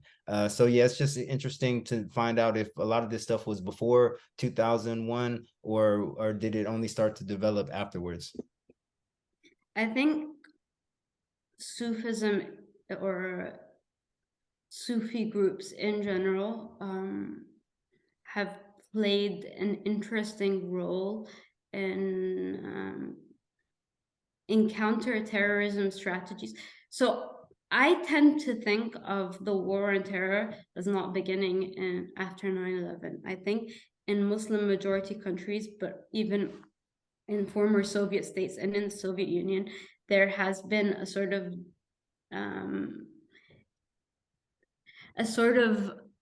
fight on the soul of Islam in a way. And it's complicated. It's not easy to say that, you know, Sufi groups have become were state-sponsored Islam versus, you know, a popular Islam that was not, because within sort of popular iterations of Islam that countered the state, there were a whole lot of Sufi figures and groups. Also within sort of establishment or state-sponsored religious discourse, Sufi groups have played a very big role, but also other religious movements. And the state does move the mark depending on sort of where and how it wants the population to react. So you do see within, like, Russia and other post-Soviet states that, you know, that battle happened. That battle continues to happen in a way. In the Middle East, that's been going on, that continues to happen. And I think even in the US prior to 9/11, you have Sheikh Hisham Qabbani. I don't know if you guys are familiar with him. I know, I believe he came out with a book refuting Salafism that I had picked up in a used bookstore in Berkeley some years ago. I didn't have a chance to read it, but I thought it was interesting from the title. Yeah, so he was very, very, very active in trying to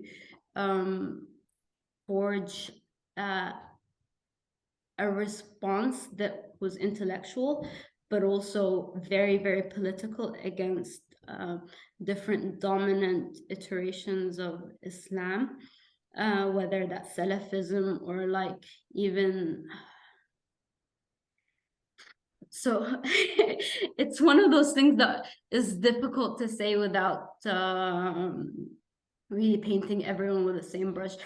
But so Sheikh Hisham Qabani was very interested in sort of refuting what he perceived to be the extremist hold on Muslims in the West. So he was active early as 1998 in sort of talking to government, warning about the threat of extremism, positing Sufism as the Orthodox Islamic belief that will counter the excesses of the extremists that are trying to destroy, you know, the West. So that's been a project that he was involved in. I think if you're involved in any of these like Twitter wars, you probably heard about the Rand Corporation and the forging of moderate Muslim networks. You know, they had like different categorizations of Islam and which Muslims they perceived to be amenable to secular citizenship and the West. And so again, it wasn't just Sufi groups. So-called modernist Islam was also, or progressive Islamists, those were also seen as viable partners. But that was a part of it. You had the Nixon report, which Sheikh Hisham Qabani was also involved in. I think Bernard Lewis, if you guys, he was involved. I was quite shocked by that. I knew in his later years, Bernard Lewis kind of went off the deep end with some of the things he was saying pertaining to Islam and Muslims. But, you know, I was shocked that even then he was kind of saying some wild things. I guess maybe because of the works of his I was reading were just pertaining to like Turkish history or very neutral subjects. But yeah, I thought that was pretty eye-opening. Yeah, no, it's really interesting. It's really, really interesting to see how a lot of like early scholarship on Islam, what even if it's deep scholarship, is still tainted with this like Islam versus the West, like they're trying to kill us discourse. But what Bernard Lewis was saying was that, and this is what I found to be particularly interesting, he was saying Islam hates us. All of Islam hates us except Sufism. Sufism is the only part of Islam that doesn't just tolerate us, but is synchronistic and loves everyone and sees everything as a form of truth. Hisham Qabani did not disagree with him, but he kind of tried to nudge the sort of discourse somewhere else, where he said, you know, Sufism is the traditional form of Islam, and that's the only way you will fight the excesses of extremism. And within that report, they have like parts of like traditional Islam and Sufism in Russia. They have Middle East. They have all over. So it's not like an America strategy. It's an all over the world like religion making sort of strategy that's akin to like, you know, how conservative think tanks in the US and Europe think that they can sort of rebuild post-colonial nations into their own image. They have sort of that same like idea of like religion making project. The first sort of post 9/11 sort of group initiative that I've seen that included the three sheikhs but other people as well was something that was a part of like Abdullah bin Bay's call for an alliance of virtue. So that's been happening a long time, way before the Arab Spring, and was sort of helped by the Radical Middle Way Project, which is a UK-based sort of initiative. And they tried to teach Muslims on the proper sort of forms of Islam in order to combat extremism. And again, at that time, this was a very, very popular discourse, and it wasn't just sort of neo-traditionalists or Sufis or whatever who were involved in this. I think everyone, different religious groups were co-opted, and their co-option was also, again, yeah, and people had agency to refuse parts of it. Like, it wasn't just that these people were constructed in the state's image, even if the state tried, and people had agency to refuse certain elements of state co-optation.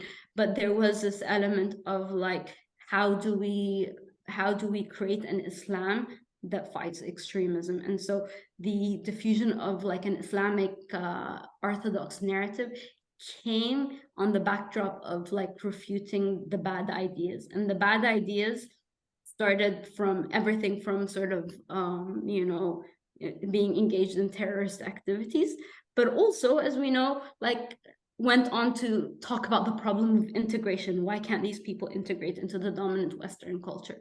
And so at that point, there was these things sort of came hand in hand, like the problem of integration, the problem of citizenship, the problem of being of the West was the same as sort of like, why do they hate us? Why are they trying to kill us? And so that was the discourse that was being sort of propagated. But then there were sort of other groups that went like further to the right. You have like here in the US, there's just too many to count, but in the UK you have Quilliam, the Quilliam Foundation, Majid Nawaz, a lot of ex-Hizb ut-Tahrir folk. You have the Sufi Council of Britain, or Sufi Muslim Council. So these were were very much involved in sort of trying to forge a moderate Islam that was a kind of civil religion. But one thing that I found super fascinating, I was reading this book by the scholar, by this academic called Genevieve Abdou. I think she's Christian Lebanese or Christian Arab scholar. She was talking about how she met Sheikh Hamza Yusuf after 9/11, and how they perceived like the way forward, you know. And the way she described him was, he wasn't from the old country. He believed, you know, Muslims can participate in 4th of July celebrations. He was an all-American man, right? And so there's this discourse at that point that Sufism, or not even Sufism, it wasn't even called traditional Islam. There was this progressive element. It was a progressive movement that was very akin to like a civic religion for Muslims and for the younger generation of Muslims who just wanted to be American, who just wanted to be British. Now, the discourse is a little bit different, right? These aren't progressive guys who are like trying to say that Islam and the West are compatible. And I like to add, when I converted to Islam and was hanging around a very Talif-centric group, that's the perception I got of Talif. And I didn't call them I didn't understand Neo-Traditionalism then, or Neo-Traditionalists then, but that's what I thought of them, that these were progressives. And in my mind, that wasn't the kind of Muslim that I wanted to be. I wanted a more, let's say, right-leaning, conservative understanding of Islam, which is what you're saying they kind of transformed into, at least with a lot of the rhetoric they're spewing. I think so. And it also goes into how the sort of, again, not to paint the West in a sort of like complete brush, but it's sort of the transformation of what we think civil religion is now.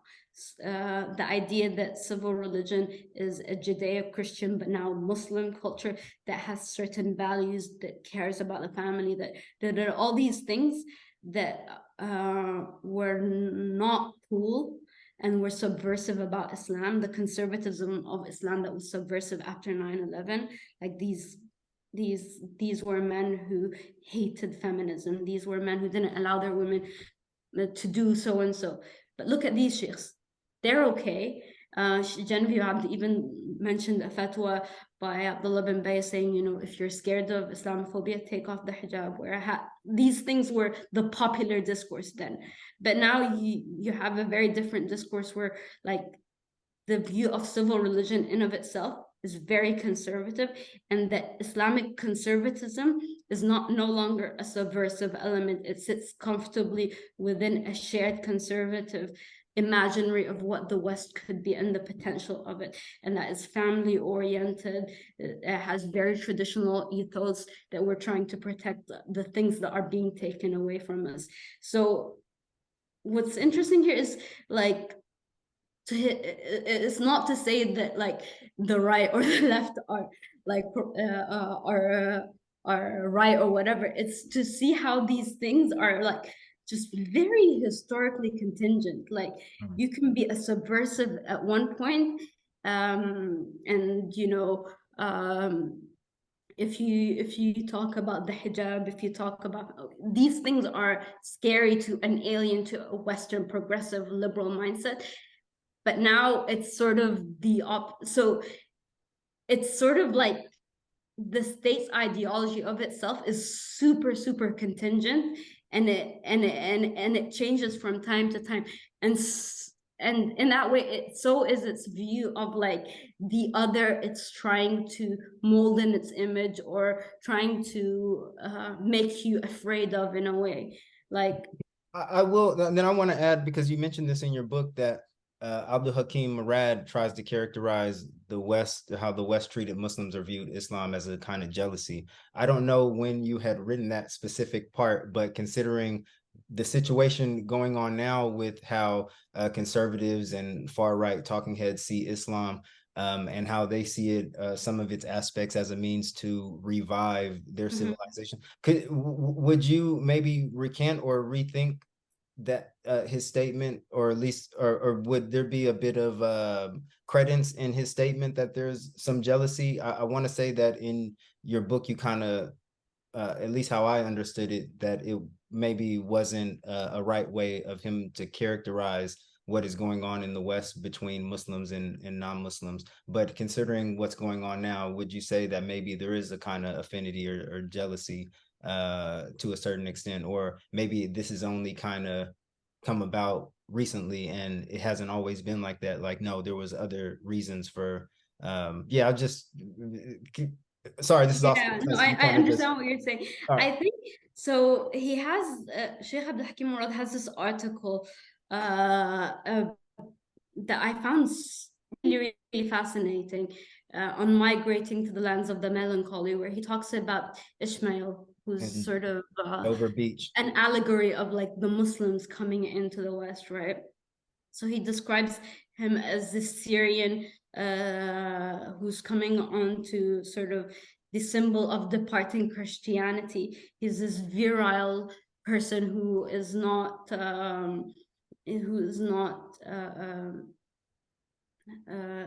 is not fond of the culture of abortions and not attracted to this postmodern them culture, and is very situated in his masculinity, and he's there to teach the West something. If only he wasn't taken into the combative discourse that Islamists try to enshrine of him, of Islam versus the West. They can see a kind of symbiosis of like this sort of traditional patriarchal reality that we should all share into.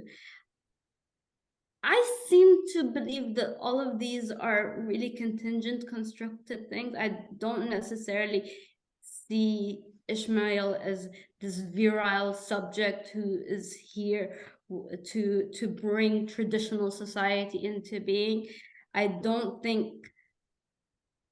even think that the kind of trend that's sort of up and coming of like you know, people who are from the further part of the right coming into Islam and looking at the ethos as some sort of affinity to the traditional values of Islam. I think a counterculture was constructed to really reify certain values and depict communities as symbolizing a lot more than what they're actually trying to do.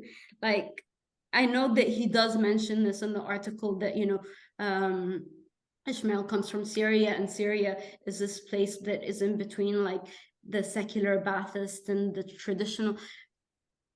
But it's just really, really like not that straightforward, and it's really, really more complicated than that.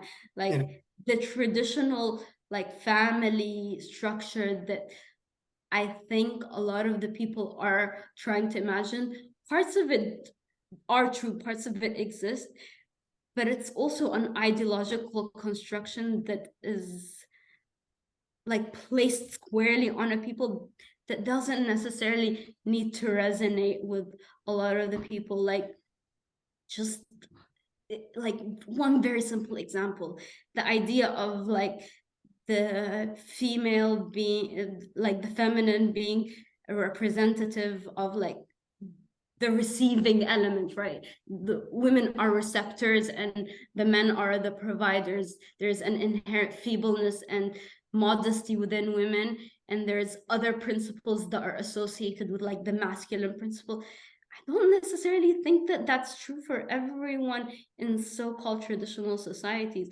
It's very it's very situated within a very particular image of like femininity and masculinity in Muslim world. Like, working class women, rural women, they were not known for being feeble at all, and it wasn't a celebrated attribute to be had. I think virility may have been or would have been a virtue, but not in and of itself. Like, again, these things are seemingly like ideologically coherent. There are elements of truth here and there of them, but they're not this perfectly woven narrative that seems to be like propagated. And that's where, again, I find it to be a discourse that comes out of anxiety more than an actual fidelity to the past in a way. In terms of this sort of sacred alliance with the right and these sort of metaphysical post-Christian angst sort of narratives, you discuss a lot about how like conservative thinkers, Western conservative thinkers like Richard Weaver, Julius Evola, the Italian, Robert P. George, Roger Scruton, they're cited continually by the neo-traditionalist sheikhs when they reflect on this sort of post-Christian society that has sort of fallen into dissolution with the departure of metaphysics, aesthetics, epistemology, and distinctions between genders and races and classes. Can you outline how much these sorts of thinkers have influenced neo-traditionalist thoughts, particularly in relation to discussions of things like gender you just talked about, or race and class hierarchies? And particularly for the seekers who are at these retreats and listening to this discourse, how are they receiving these citations? How are they accepting them? Because the thinkers that are being cited are quite controversial in many ways. Mm-hmm. So whether they're accepting them or not, I think it depends on who. Some people are open to that kind of intervention. Others find it completely jarring. And again, certain thinkers are cited with caveats and others without caveats. And they have a lot of commonalities, but they're definitely not saying the same thing. Like Julius Evola and Weaver are not saying the same thing, but there is access to a particular imagination of an idyllic like Western past. Evola would be much more radical in his metaphysical interventions than someone like Weaver. Weaver comes out from, he used like a lot of conservatives, he used to be a socialist, and so he comes out from this Cold War era where the genre of white crisis literature is embarrassing, right? You can't talk about the white races being in crisis. You talk about the crisis of Western civilization. And what that enables you to do is a few things, right? Within white crisis literature that, was dominant in the First World War and a little bit afterwards, there was always an uneasiness of like that white culture is not the domain of all whites, that certain whites had more access to being the white culture than others, right? Yeah. There was that tension. And then with in sort of like the post-fascist world, the discussion on a white sense of self, is embarrassing within certain intellectual classes. You can't say that anymore. It's not allowed. But there's still the anxiety about sort of what we're losing as a collective, who we are, that needs to be universal in a way, which again feeds into the same logic of like colonization, like we're here on a civilizational mission that is actually very ethnocentric, but technically it's about the whole world. So this discourse of the West is there's a crisis in the West. The West is undergoing a crisis. This is where it's kind of situated, at least with Weaver. And I think he really begins the contemporary sort of conservative thought on how to rectify certain things. He wasn't necessarily a capitalist, but he had certain ideals on like how the ownership of property is a way to sustain the masses from the intrusion of values that don't belong to them. And so he calls the ownership of property the last metaphysical right. The last metaphysical right where a family can still be a family without the intrusion of like these values, where men can't be men anymore, where women can't be women anymore, where there's no vocation, there's no notions of chivalry, there's no notion of class that are allowed to sort of allowed to be present. But then with that, you like within that seemingly harmonious discourse where the perception that the movements that came for liberation came to topple and disorient the seeming harmony of the past. Within that, there's a counter narrative. There's a counter narrative of the people who were living really bad lives in that harmonious past. And this is where, again, like a lot of the tension comes up, where we wouldn't have survived in this harmonious past. We just wouldn't have. So how do we have access to that idyllic story when our grandparents who were living during that idyllic story did not lead idyllic lives? And I think within the UK context, it becomes very obvious where, like, people that came from post-colonial states as sort of like workers in industrial cities just lived really, really like hard lives, and it was in the idyllic English sort of countryside past. That story doesn't fit, and that's where some people have tension. For others, I think the promise of harmony, and that harmony begets stability. Stability begets a sort of like spiritual awakening and sort of beauty. That becomes a much more an ideal to aspire to, rather than like dealing with these tensions in a way. In terms of this sort of encouragement from Muslims to privilege the sort of idealized shared morality with conservative Western thinkers, and in terms of creating an American Islam or European Islam, and sort of be unburdened by the post-colonial story of their own ancestors, the immigrants that came to these countries, and sort of the baggage associated with that. How does that relate to the very celebrated conversion of the Dutch politician Joram van Klaveren, particularly in relation to his relationship with Abdul Hakim Murad and other neo-traditionalist sheikhs? So I think he's a very interesting figure. So I read his book, Apostate, and what struck me was sort of the shared harmony with sort of what he used to believe with what he now believes in a way. So, you know, at some point, let me see if I have the direct quote here.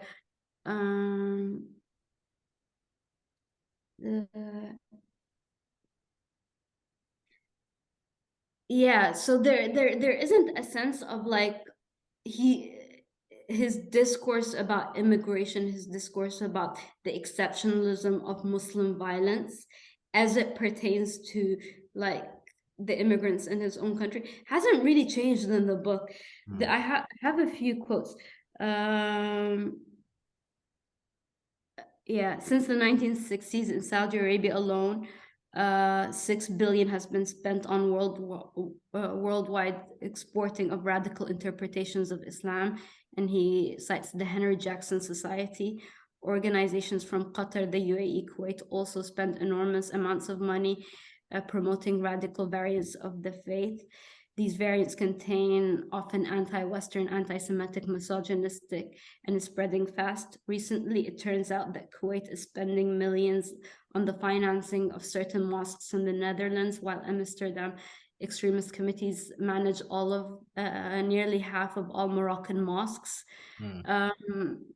He talks about, beside barbaric terrorist violence, I also saw during my college years how politicians, opinion makers, artists were facing death threats.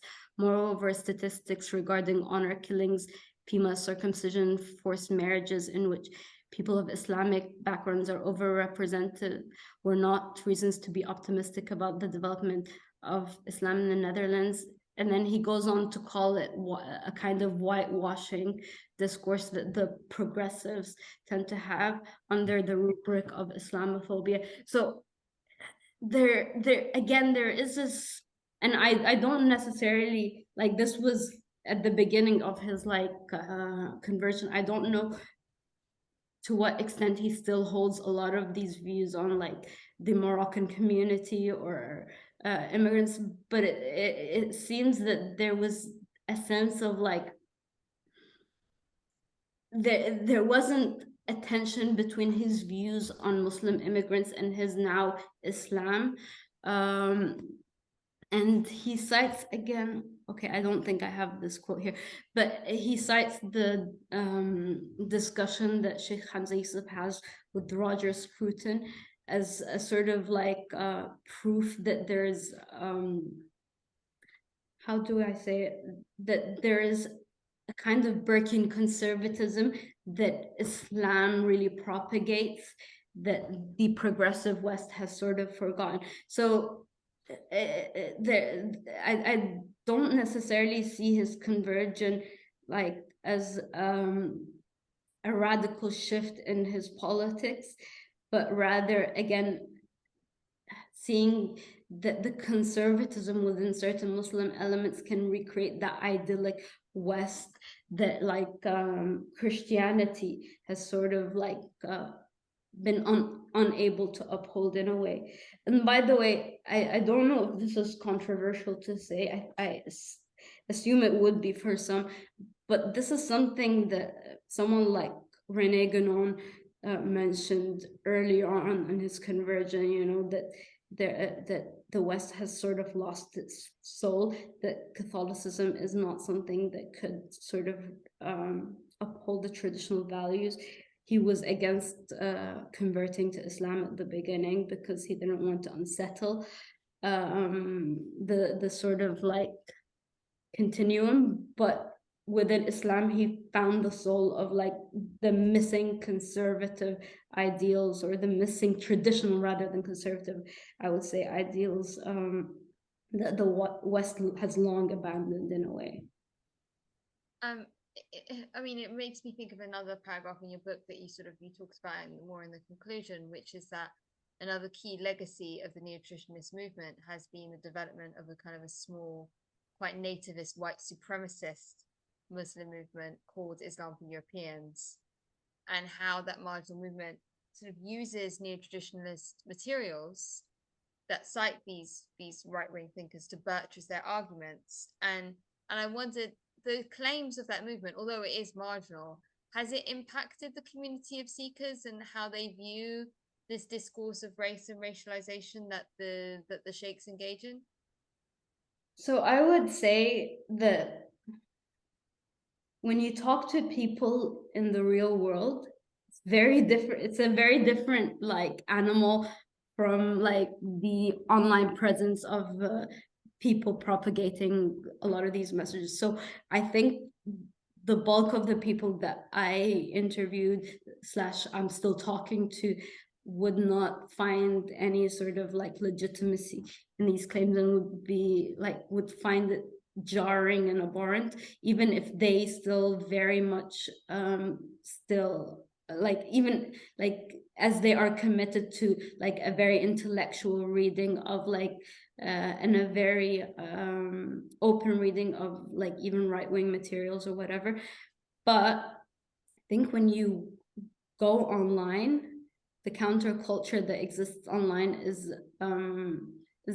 I think a lot of these narratives are quite popular, are quite popular.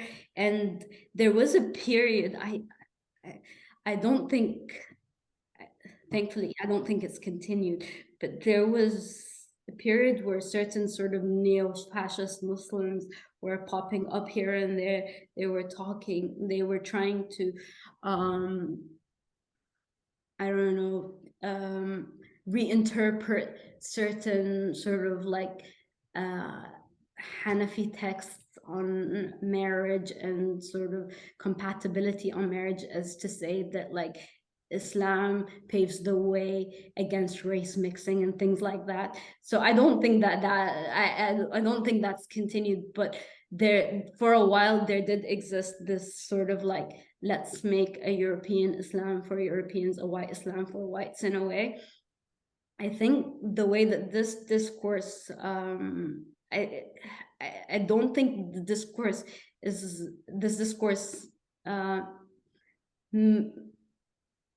likely to survive in those terms. But I think the embedded assumptions that creates this particular discourse, I think that's what's being sort of diffused. I think a lot of the racist assumptions that these guys hold, rather than sort of like their bold statements, I think that's sort of the thing that's becoming more and more commonly diffused within certain spaces and is becoming normalized in one way or another. And well, you mentioned how this sort of has bled over into discourse online. And one thing that you specifically mentioned was how neo-traditionalist discourse on gender specifically has created a sort of new culture of Muslim anti-feminism in the virtual world. Could you explain that a little bit?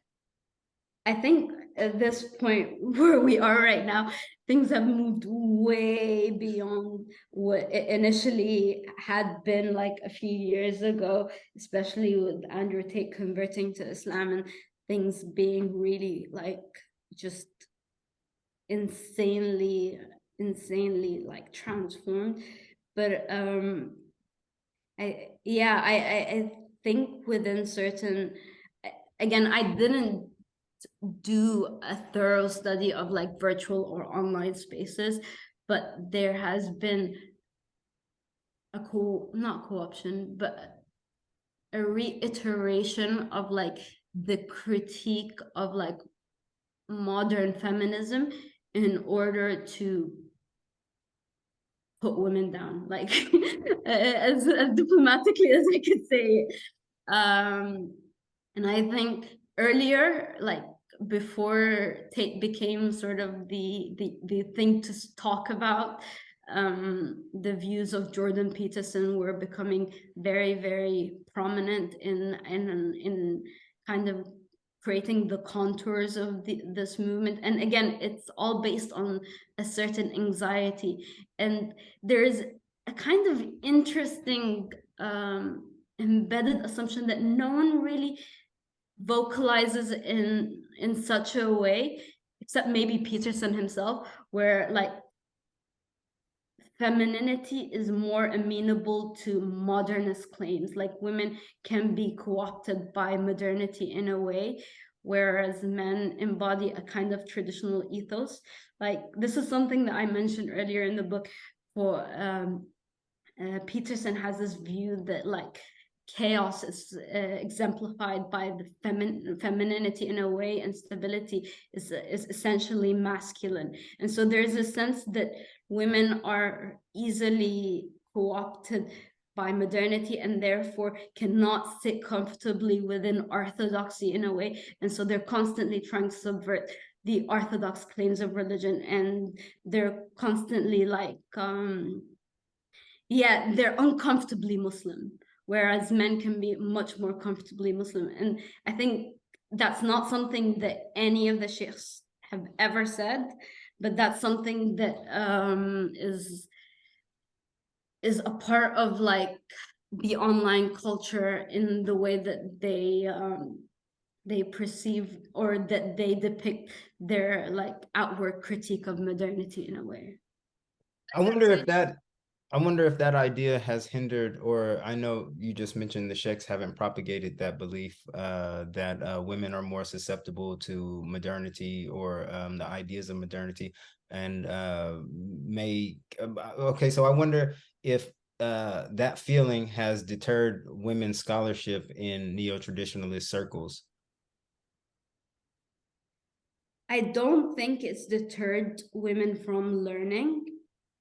Or at least from having places of a authority. voice as a scholar to teach, because I know one thing that you mentioned in your book is that men have access, men who are scholars, they can teach men and women, but women, they're just relegated to teaching women. And I just wonder if there's a underlying belief that maybe if they taught more widespreadly, they would introduce certain ideas, being that they're more susceptible to modernity. Sorry, this is just something I thought of in my head with everything that you said, but just trying to tie it to something that I had read in your book to see if it was plausible in a sense. I don't think it's a structural thing. I think it's something that comes in a lot of ways as a result of like self-censorship in a way. I may be very wrong in this perception, but when interviewing like young women, I felt that their claim to the space was a sense of like internal purification and trying to like fix themselves and not perceiving themselves in places of authority in a way. But I think when I interviewed men, it seemed to me that they were learning the tradition to find their place in the tradition, so to find their voice as speakers of the tradition. So there's this sense, and I can't say that it's structural, but I really can't make a definitive statement on like why it is the way it is, but it seems to me that sort of for women in these spaces, a lot of it has to do with self-purification, and for a lot of men it's sort of about, and again, not everyone, but a lot of it has to do with like self-purification in order to find your place as an authoritative voice of the tradition. And so that makes it easier for like for young guys to call themselves Ustad this, Ustad that, CD this, CD that, where it isn't an actual real qualification. Like you don't have to pass a test to become an Ustad, That's particularly interesting because one thing you talk about is this whole concept of isnad and ijaza that's being used in these circles, and that the isnad is almost a legitimator. It's posits that any knowledge outside of this trained transmission is suspect, and it allows the scholars to be sort of the inheritors of the prophets because they belong to this chain and they embody these specific characteristics, and gives them authority within this space.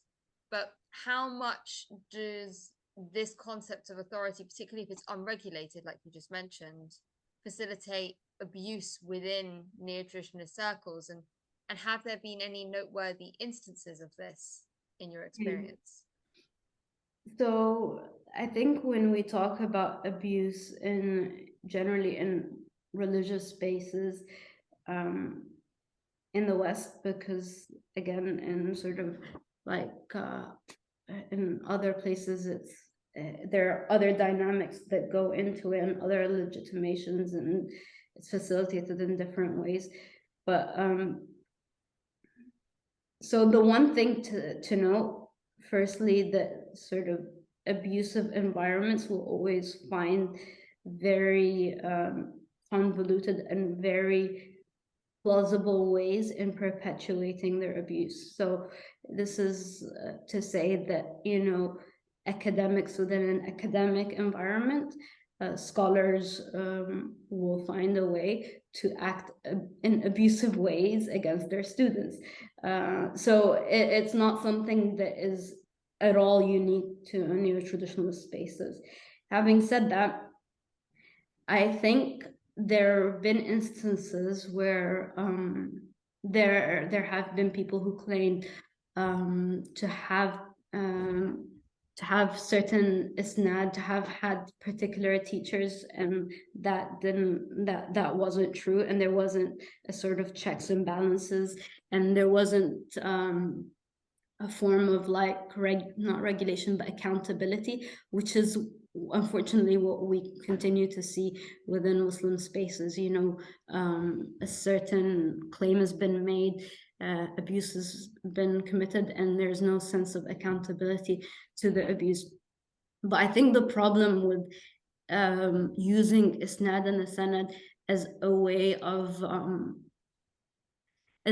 to say that this is a safeguard is that, one, it's not necessarily a safeguard. Like, someone can be a part of a chain, but that does not necessarily mean that they won't abuse their power. And what that ends up creating is this false sense of safety, just because someone has studied with someone or someone has been in a spiritual community with someone. And so what ends up happening is that there's this created sense of safety that is not all that safe. But also there's a sense of people vouching for people that eventually leads so many people to become complicit in something that they shouldn't have been complicit in to begin with. And so, like, one of the instances or one of the questions that I think came up for me was one of the sheikhs was asked, I forget the sheikh's name. One of the sheikhs was asked, how do you safeguard against a fake sheikh? How do you safeguard against a false sheikh? And his answer is simply here, well, everyone here is a good sheikh. So, I mean, how do you, like, and it becomes a problem, like, how do you become committed within the spiritual wayfaring kind of sphere where you're trying to be open and vulnerable and emptied in order for the sheikh to fill you with the light, and at the same time be cognitive of, like, things can happen and things will happen. And so yeah, what happens is like you end up it just ends up perpetuating itself instead of becoming a safeguard in a way. All right. I mean, there was one brief story that actually broke my heart in your book. That it was a brief paragraph about one of the seekers who was female, who walked past Dr. Omar and was begging in her mind for him to say salam to her, and then he nodded at her, and she sort of like had almost like a little panic about it, and was so in awe that he had nodded to her and that she was so unworthy of being nodded at. And I found that story very heartbreaking because this sense of feeling unworthy and feeling unworthy of being taught by certain people, but also how vulnerable a position that places somebody in if their sense of unworthiness is so extreme that someone nodding at them is seen as a huge accolade, then they are so open to being exploited in many different ways. And that I found that story really upsetting. I think unfortunately that's sort of what happens. The space is a very, very, very vulnerable space, and I think people come in very, very, very open, which is in of itself not a bad thing, like to come open to learning. But yeah, I think where I sort of have to pause and think is sort of when stories of quote unquote fake sheikhs come up, and the response is the way to remedy a fake sheikh is to find a real sheikh. And so you have people stuck in the cycle of constantly seeking spiritual mentorship, but not breaking the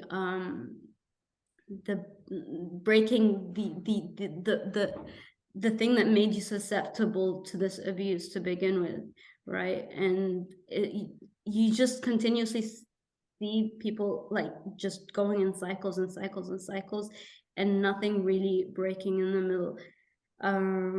So yeah, I mean that's sort of one of the things that I continuously think about, is the idea of like remedying a false sheikh by a real sheikh. And how do you know a real sheikh? Well, the real sheikh has a sanad. Well, what if the real sheikh has a sanad, is from Ahl al-Bayt, but also is abusive? So what do you like? That doesn't necessarily, like, these things don't safeguard, you know. These things are not like, they're not magic. The ijazah, again, not to really like take the meanings out of it, but it's a pedagogical tool in which to say that you are able to, you know, transmit certain knowledge. It does not necessarily mean that you are not gonna like the you know, you're not going to be tempted by things that and again, the idea of like accountability and having unfettered access to power, that's a really big problem. Like, how do we create systems of accountability? And unfortunately now I'm quite pessimistic about all of this, because every time like any grassroots initiative that is aimed at sort of seeking accountability for anyone abused in Muslim spaces, or even outside Muslim spaces, you see a counter movement, and and it being very, very vocal and very, very strong-armed, trying to create something completely different. And a lot of the people who were abusive end up not apologizing, end up really doubling down, their followers doubling down, and then there's the ickiness of like you're told to sort of be open to spiritual mentorship, but then if you're abused, you're told that, well, didn't you have agency? So where does it, like, what do you want people to do? It's not the best. If you're unraveling plausibility structures for these people, and then they accept something that normally is unplausible, then it's it's the unraveling of those structures that you've created that is to blame, Yeah. not necessarily the openness of that person. Yeah. In terms of just generally, you talked about that you observed that the different parts leading young Muslims to seek knowledge from these sheikhs, notwithstanding their own personal trajectories on how they got there, often relate to sort of generalized questions of meaning that most young people are experiencing in the modern contemporary age, just like their non-Muslim counterparts are, like fundamental questions of, is religious adherence and practice necessary for modern people in modern times? And do you think your research in this book has been able to conclude whether neo-traditionalism is able to fundamentally answer the questions that our generation or the generation coming after us are grappling with? I think some questions, yeah, I think some questions are being answered. Again, it all depends on who, like, for some people, I think, yeah, the questions are being answered. For others, I don't think it is necessarily sufficient. And for others, it goes back to this idea of delayed conversion. Like, for many people, this is not something, not this intellectual movement is not a lifelong commitment, but it's sort of like a process of like learning that will take them to like bigger and better things. I think I find that there's an unfortunate missed opportunity within all of this, because a lot of the diagnosis of like the malaise of modernity and the problems of not feeling situated comfortably in the modern world, a lot of the questions of secularism as sort of this overarching monster that's trying to dictate these questions are very valid. And I think the critique of Islamism or progressive movements, a lot of the claims and a lot of the critiques are very, very, very valid.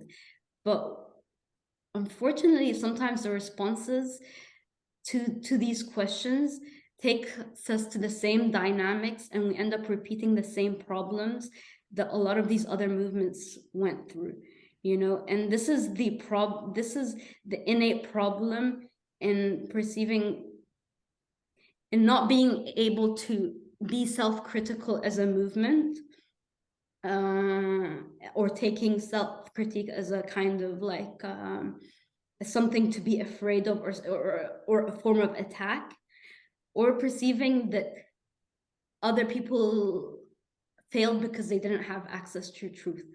I think that's the problem. Like, it's not an issue of truth. It's an issue of like, well, what did you do with these claims of truth? How did you sort of build your community? How did you study other movements in a charitable way in order not to fall into the same mistakes that they've fallen into? Right now, we have like just as the problem of like earlier Salafi communities, where like there was a strong anti-intellectual trend where like people were afraid of like modern science, or not to say that modern science is without like its embedded assumptions and value systems are wrong, blah blah blah, all that's true, but fear and anxiety being the motivating factor to build a project, that becomes kind of a rocky place to stand. And I think that's the problem that we're like falling into, repeating some of the same really, really, really basic problems that other movements have like that have plagued them and basically caused them to be untenable anymore.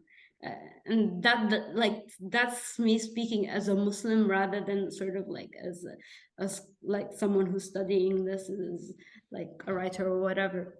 That's my only like thing that I would rather, you know, see people engage positively, and be more self-critical and read history in a more charitable way in order to see if we're falling into the same mistakes that other people have.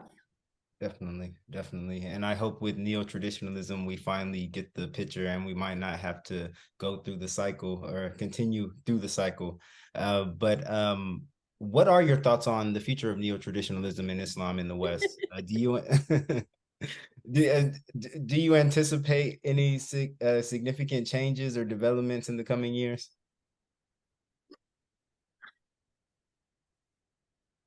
I think with a lot of a lot of people who were born post 2000s, like all the 20-year-olds, the 19-year-olds, 18-year-olds, I don't think a lot of the questions that they're asking necessarily resonate with them in the way that like the generation of us born in the 90s, 80s, like I don't think they have the same questions. I don't know if like this is a matter of age and these questions are going to come up once you know they have a job and they start feeling disenchanted about the world as we have. That might very well happen, but I don't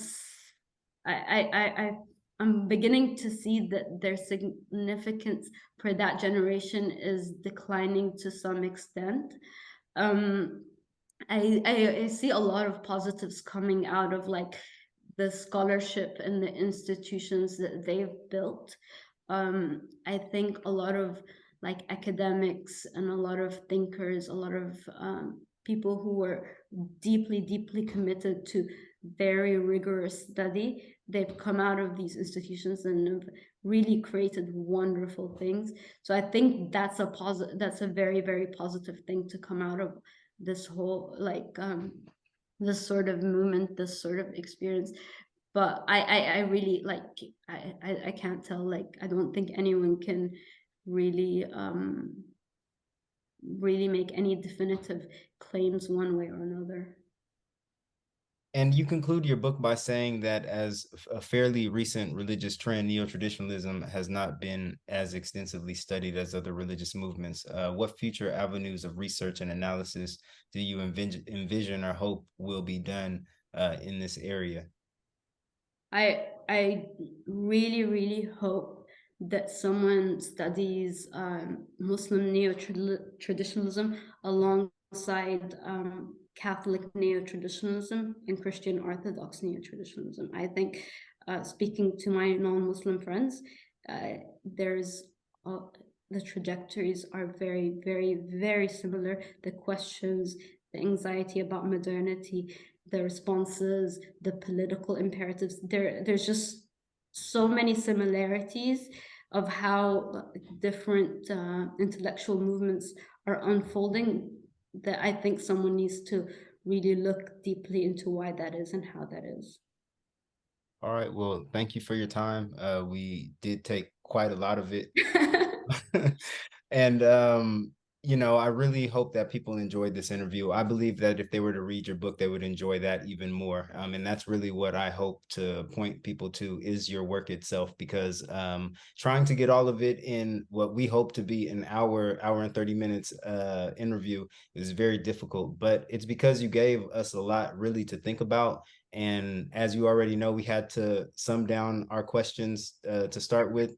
Seems like we probably should have did a little more of that, but we really do thank you for your phenomenal work. Like the moment I seen it, also a friend of mine gave a little bit of promo because she had mentioned a lecture you had gave at Ibrahim College, which is somewhat on this topic more with the retreats. And yeah, we just want to thank you for your hard work. Is there anything else that you would like to say? Oh, you have a book coming out, co-edited with another scholar. If you wanted to talk about that, I thought the title was very one that inspires empathy, if if that's the right way to phrase it. But yeah, I'll just let you kind of describe it. Oh, thank you guys for having me. I really, really enjoyed our conversation. It was really wonderful. Yeah, I'm working on something completely different now. I'm working on Islam in prisons right now, particularly looking at Egypt and Guantanamo. Asim, who I'm co-writing the book with, looks at sort of how religious practices had to be adapted in the context of Guantanamo Bay. And so like things from like basic fiqh questions on how to, you know, pray when you're in a particular place and you don't have access to time, or you're bound in a particular way, to questions of like of theodicy and God and suffering. So these are the questions that we're like currently dealing with, looking at how like Muslim subject formation is, and outside of like, again, like wider radicalization thesis that like always shows or tends to show, you know, Muslims in these spaces as a threat and their religious belonging as something to be feared. We look at sort of how they struggle with the questions that we all struggle with in the extraordinary situations that they're in. So that's sort of what I'm working on now. Sounds very interesting. And really, when I heard you speak to the Memo podcast about it, yeah, it really sounds like something I would like to read in the future. Maybe even have you and Asaman to talk about it if you give us the chance after this. We would love almost to. 3-hour interview. I know I don't think you would want to do another one, but you know, yeah. Well, thank you for your time, and I really hope that you enjoy the rest of your day. The day's almost over for us here in the UK, and I hope that we speak to you again. Inshallah.